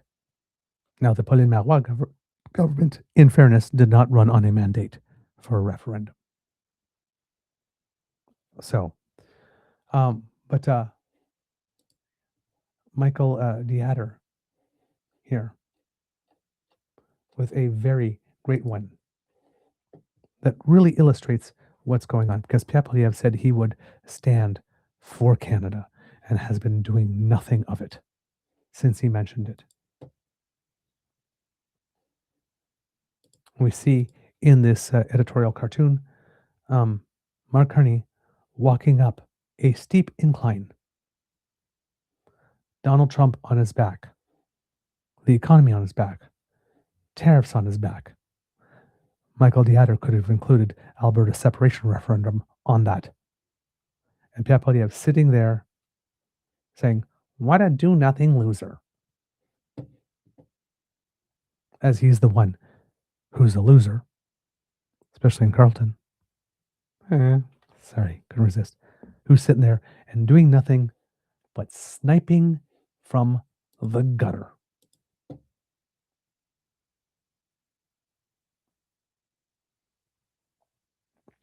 Thank goodness we have a prime minister who appears to be unflappable. And we'll have more about that on tomorrow's show. Showing a little thigh there. All right, kids and cubs, that's the end of this episode of the Daily Beaver Morning Show. Nights, or Beaver After Dark. I hope that you loved listening to us, because we love making this for you. Remember, sharing is caring and word of mouth is priceless. So please tell your peeps and poops all about us. We really appreciate it when you do. Sharing is caring. So please share the content. We are still being throttled. It's still going on. There's a couple of shows that are exceptions now and then, but we're still having trouble on certain days cracking 300. When normally, we were getting used to 700 to 800 per show. So we're still being throttled. Hopefully you can share the content, get it in front of some eyeballs. That really matters to us. Thank you, Kit J. Really appreciate it. I really need to stop doing 3-hour shows though. But they are telling, there's so many people telling so many lies at the same time. And I'm debunking all of this mess, and I'm not even getting, I have to do all this sort of cleanup on the gunk. There's plenty of good stuff that's happening. There's plenty of fun stuff that's happening. There's, not everything in Canada is doom and gloom. There's some wonderful things being achieved. There's some serious work that is moving ahead, and I have time getting to it because the people who seem to be hell bent on trying to convince us that our country is just not worth loving never take a freaking day off. They just keep flooding and flooding and flooding and flooding the zone. There is news, like I mentioned, about the submarine bid. We have nations that are courting us. These are hard to get time for them. There's stories about some deals and things that are being made. And we can't, there's no time to fit them in. There's stories about the Prime Minister delivered a speech on anti-Semitism. You've mentioned it 2 days ago. I'm trying to find some time to get in to fit it in. It's not. Quebec and Ottawa reached a deal on public transit funding. The Premier of Alberta was in Quebec today. There's new citizenship law. There are thousands of new Canadians now. Haven't had a chance to get to that. There's an AI strategy coming. Haven't had a chance to get to that. There's all because we have people that are actively trying to deceive us. I wish it wasn't so. I really wish I could do um, the types of shows I would like to do, where we're talking about the good things that we're doing and how we're moving forward with the plan, how we're coming to our own on the international stage. But there are some people that have just decided that they are going to be unhelpful in every single way possible. That's why we need a 24-hour TNEB broadcast. If I had the stamina, I would. But I'm just one beaver. I'm just one beaver. The goal was to try to do shows that were way under 2 hours, an hour and a half, little bites. Maybe that's the reason why we're not getting many clicks as well. Just people see 3 hours and say, oh my God, I'm not going to tackle that. But those of you who stay here and do this and love the long form like this, and thank you. Thank you. I might have to rethink how I do these. Might have to do smaller chunks. And sort of like episodes, maybe like back to back, but one topic at a time, smaller chunks. Because, I mean, the election of a leader of a party should not take 2 hours. It should be like 30 minutes at most if you really want to go into it in depth.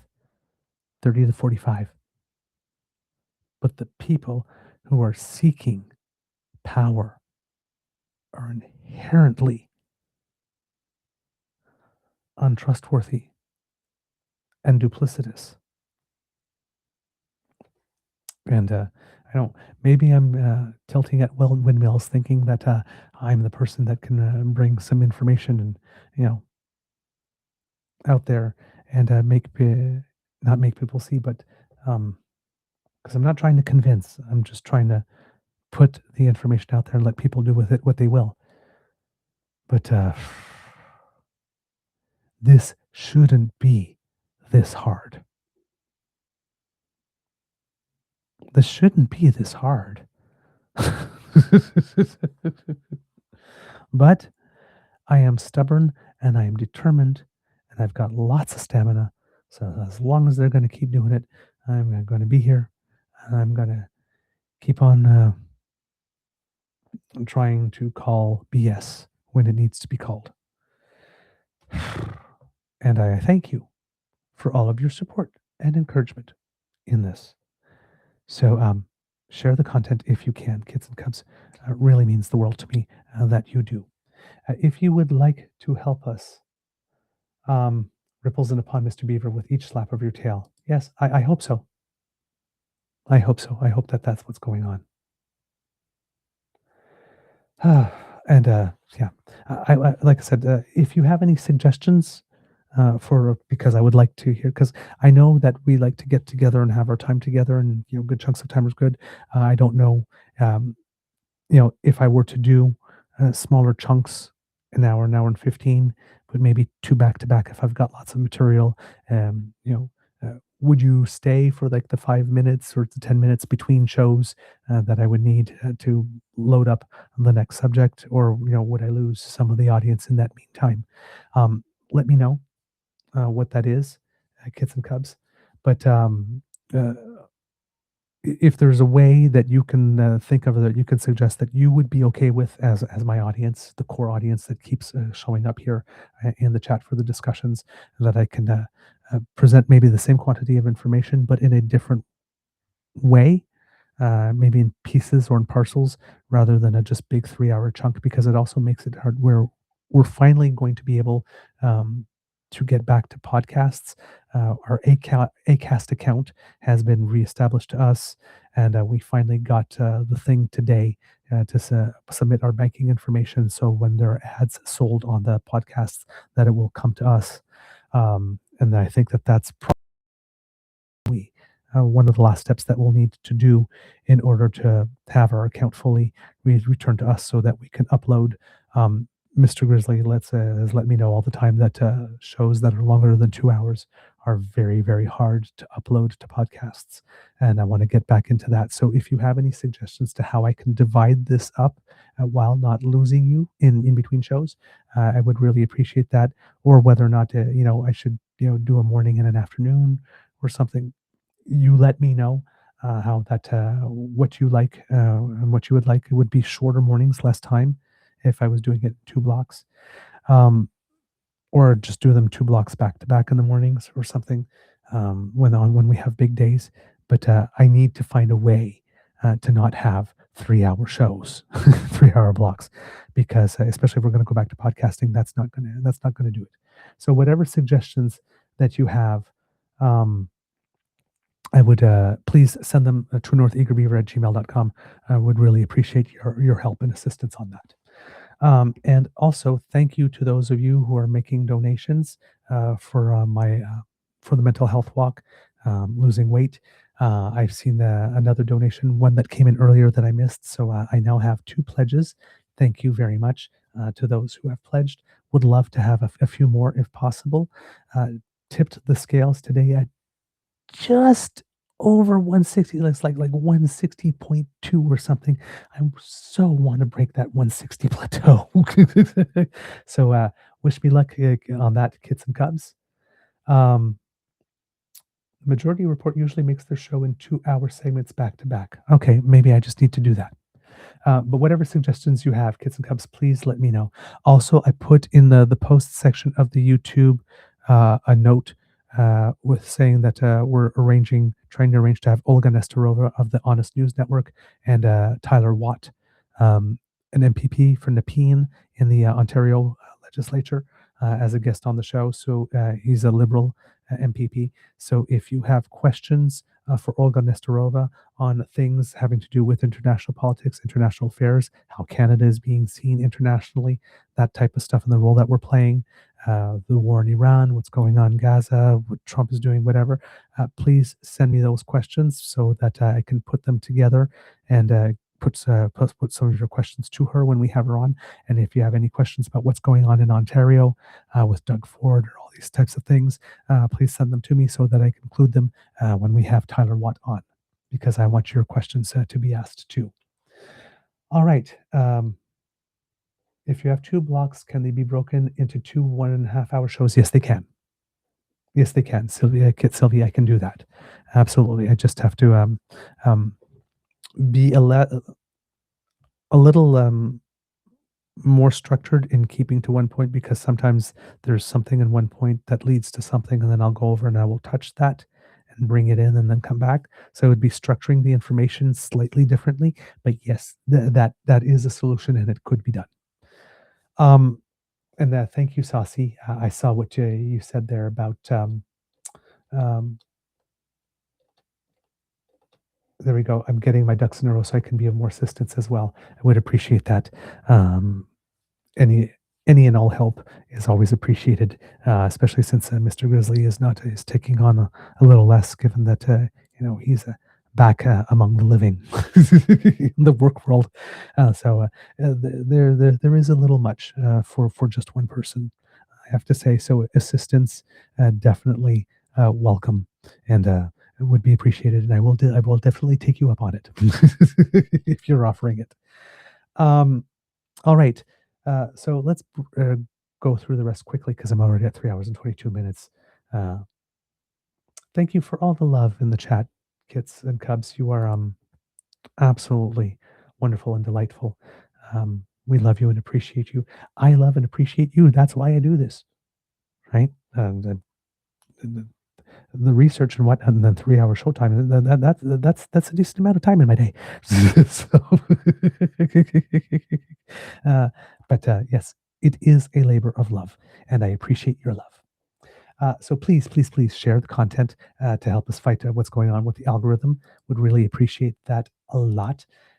Here's also another way that you can help. If you're not watching on YouTube or you're watching on another platform, please scan our QR code, which will bring you to our YouTube page. Click on like, share, and subscribe. Also, click on the notification bell and click all.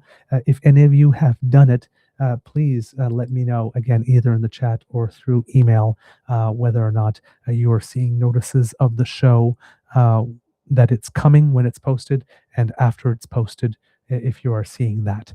Would like to know how it appears and how it shows up on your screens for you.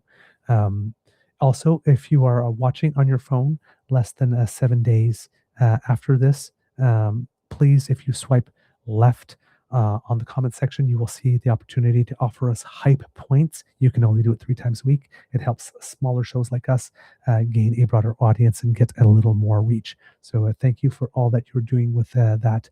Again, like, share, and subscribe. Get freaky with our buttons, as Kit Elaine says, and Kit Cassie. Make Kit Elaine, Kit Cassie very happy. But as Kit Elaine says, if you smash early, you don't have to remember to do it before you leave. Now, the other ways that you can help us, kids and cubs, is financially, because we do require some financial support to keep this going. Again, if there weren't, I would be doing it anyway. You know that. But help is welcome. So if you like what we do and you think that it is worth a little financial support, if it's worth a cup of coffee and worth a cup of hot chocolate, if you think it's worth a little more, I really appreciate any support that you can give. And this will bring you to our coffee page, where we get 95 to 97% of your donation. That's coffee, ko-fi.com/eagerbeaver, all in one word. We're set up to do monthly recurring donations that you can stop whenever you want, so you're not locked in, or one-time donations. We really appreciate that. We also have on our YouTube memberships, stickers and super chats that also will, we get about 70% of that. And thank you. The support that we received in May was increased from the support that we received in April, when we were really throttled and our revenues had dropped by 2/3 because nobody could find us. Those of you who stepped up, thank you. Because when people step up, it allows us to buy a little advertising, which helps us get more people. And hopefully with Acast, we'll get some revenues from the ads there. And then we'll be able to do that. Kit Elaine, thank you. Also, I know that you have someone in your family that has offered to help. I've not followed through with them yet because we don't have the opportunity to upload yet. And I'm waiting for that to happen, but I will. Please let them know that I will follow up with them. I am accepting their offer for help if they are able to. It's just that we're not set up yet to put the podcasts up. The delay is at Acast's end at the moment because there's a certain technical things that they need to figure out yet and that they're trying to resolve. They said they would let me know when it's done. But that's the delay. It's not a lack of interest or anything. It's just that we're not set up yet. To upload whatever it is edited and put out there. But we will be relatively soon, I hope. Because the banking information is one of the last steps, and then there's something else at their end that's technical that needs to be done. And they said that they're working on it and they'll let us know. Let's see. And of course, if you are wanting to help, again, mental health walk, June 20th, if you want to pledge for that, again, truenortheagerbeaver@gmail.com. Please send us your pledge. Like I said, I'm down about 11, 12 pounds. So you're on the hook if you're donating $1 per pound for at least $11 or $12 right now. And hopefully more by the time June 20th comes. I got 17 more days. Hopefully I'll break 160. And if I'm really, really lucky, I'll get down to 155, which is where I am. Usually feel happy and comfortable. So I'm working on it, kids and cubs. I'm working on it. Trying to be a healthy beaver is good too. Is also a happy beaver, not just a moist beaver. And of course, if you're doing the Buy Canada thing, truenortheagerbeaver@gmail.com, our email address. That's where you can send a direct donation that doesn't go through the USC Tech Bros, and we get 100% of your donation there as well. If you're looking, if you can't contribute financially, please contribute in word. Like I said, let us know how the bell is appearing. Let us know If you have questions for Olga, for Tyler, let us know. If you have other guests that we would want us to bring on, if you got questions about politics or the show that you would like us to answer, please ask us. We would love to answer them. We want to hear from you. Send us your good news. It helps us with the doom scrolling. Remember our hashtags: kids who cook, kids who cultivate, and kids who craft. If you are looking to reach us on our socials, at True Eager at the Blue Sky Beaver Lodge, on the Shitter, True North Eager Beaver, on Facebook. Lots of people joining our Facebook account of late, which is good to see that activity, which is our original home. It's where we started. We have our Substack.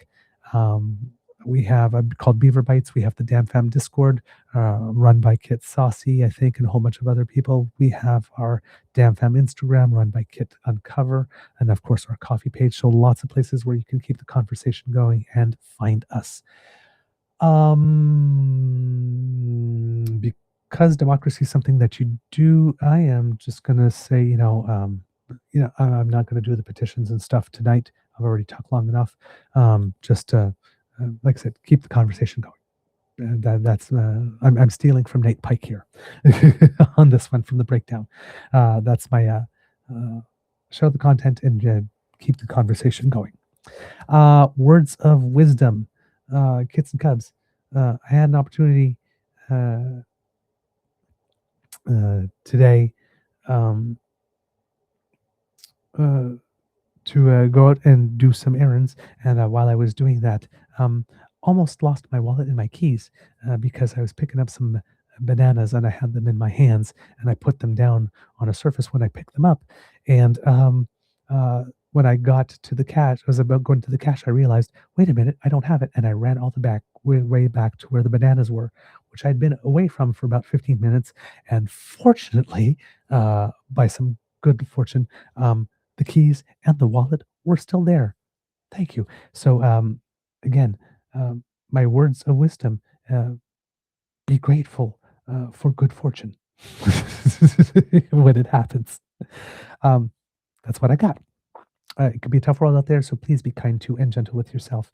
And kids and cubs, now it's time for you. Well, it's kind of interesting to cue the cock. I'm going to say cue the owls, but I have no owl sound because you suggested it yesterday. So just pretend that the music is playing is owls, since we're in the evening. Kids and cubs, please say, Mr. Beaver, cue the owls. On 1, 2, and 3. Oh, yeah. Hoo-hoo, indeed. All right. Since you asked so nicely, here's a little hoo-hoo-hoo just for you.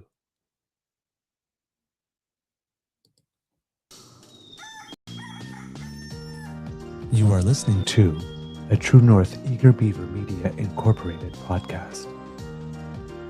The True North Eager Beaver podcasts are proudly brought to you by our founding sponsors: The Misfit Mysteries from Corvid Moon Publishing, your source for science fiction, fantasy, and cozy mysteries featuring a broad diversity of characters; CanadianTarot.com, their uniquely Canadian online eclectic tarot community; and The Peppermaster, hot pepper sauces made from farm-fresh ingredients to thrill your taste buds and expand your mind.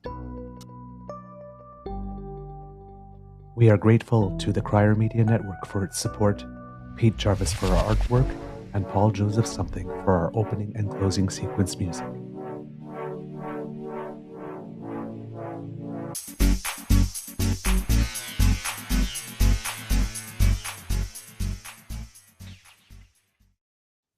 All right, a little news about Canadians who make us proud before we go. As I mentioned, from the world of tennis, Gabriela Dabrowski advancing to the final in mixed doubles and still has, the final will be tomorrow at 6 a.m. And of course, advancing and also playing in the women's doubles event as well. So we're cheering for her. And in some leadership news here, this is from Junior Achievement. And it says, in recognition of the 47th Annual Canadian Business Hall of Fame induction ceremony and celebration, Linda Dye, high school student and Junior Achievement Canada alumna, reflects on the nature of business and how her experience at Junior Achievement has prepared her for entrepreneurship. Here she introduced this year's inductees, to the 2026 Business Hall of Fame, and highlights their outstanding business accomplishments and values and the lessons their leadership offers. This is long, so I'm probably not going to do it all. Just highlight a few of them and then get back to them and highlight a few more tomorrow. It says here that in an era where global commerce is often criticized as purely transactional and profit-driven, the Canadian Business Hall of Fame functions as the remedy, celebrating the last impact of Canadian business leadership across diverse industries. Established in 1979, the Canadian Business Hall of Fame is Canada's highest business honor, recognizing trailblazers for their vision, leadership, innovation, contributions to sustainable economic growth, and community impact. Companions of the Order are mentors, stewards, and exemplary role models for young Canadians, creating and sustaining lasting legacies that advance Canadian prosperity on the global stage and lay the groundwork for future generations. This year, Canadian Business Hall of Fame welcomes 7 exceptional leaders who have transformed markets, broken boundaries, and spearheaded progress. They will be honored at the annual Canadian Business Hall of Fame induction ceremony and celebration, and all their stories will be shared. All proceeds support Junior Achievement of Canada in its mission to inspire and prepare young people for success. As a Junior Achievement alumna and youth entrepreneur, I have gained extraordinary opportunities with Junior Achievement Canada to develop the skills, confidence, and real-world experience needed to succeed in business and in life. The inductees exemplify the skills and qualities that I learned to value through Junior Achievement programs. Their lessons serve as inspiration to all aspiring leaders.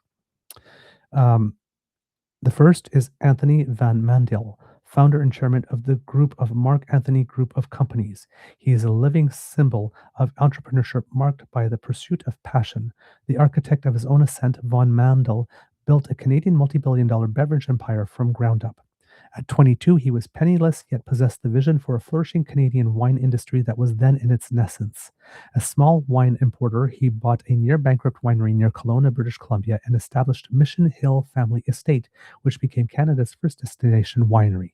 Mission Hill gained international acclaim, elevating Canadian vinification onto the world stage. Van Mandel later reshaped the beverage industry with ready-to-drink brands. In 2019, he launched White Claw Hard Seltzer, which now has sold more than 1 billion cases. His view that entrepreneurship success is not driven by money, but by the pursuit of something extraordinary, defines his trajectory.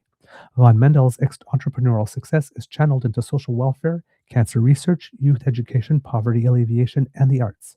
His journey parallels what I learned through Junior Achievement's entrepreneurship programs: strive for excellence, tap into potential, and translate personal passion into real-world endeavors. And the second one I will read tonight and save the rest for another time. Chief Terence Paul of the Membertou First Nation in Cape Breton, Nova Scotia. It epitomizes the power of community-centered leadership. For 4 decades, Chief Paul has demonstrated visionary change by driving economic growth, fostering strategic partnerships, and creating lasting opportunities for future generations. Fueled by commitment to education, land reclamation, financial self-reliance, and the preservation of Mi'kmaq culture and language, Chief Paul's leadership reconciles cultural identity with opportunity and prosperity. He has guided Membertou to become one of Canada's most culturally and economically flourishing Indigenous communities. Managing diverse corporate entities, including fisheries, recreation, and real estate, he has generated wealth, employment, and fostered long-term sustainability. Unprecedented outcomes have been produced under his leadership: a tripled land base, a near 80% employment rate, and an impressive 90% graduation rate. Chief Paul upholds intellectual, cultural, and economic sovereignty. He encourages lasting systemic change, laying a sustainable foundation and mentoring future leaders of Membertou. Long-term community success is not accidental, but intentionally cultivated through investing in young people, strengthening skills, and creating access to opportunity.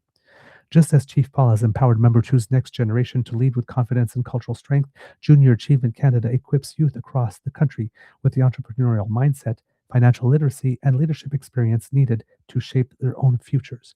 And considering that it is indeed, Kits and Cubs, Indigenous History Month, National Indigenous History Month, that is a good note on which end the show with Indigenous excellence. So there you go, Kits and Cubs. Amour et bisous. And we will see you tomorrow morning. Sleep well. Bye.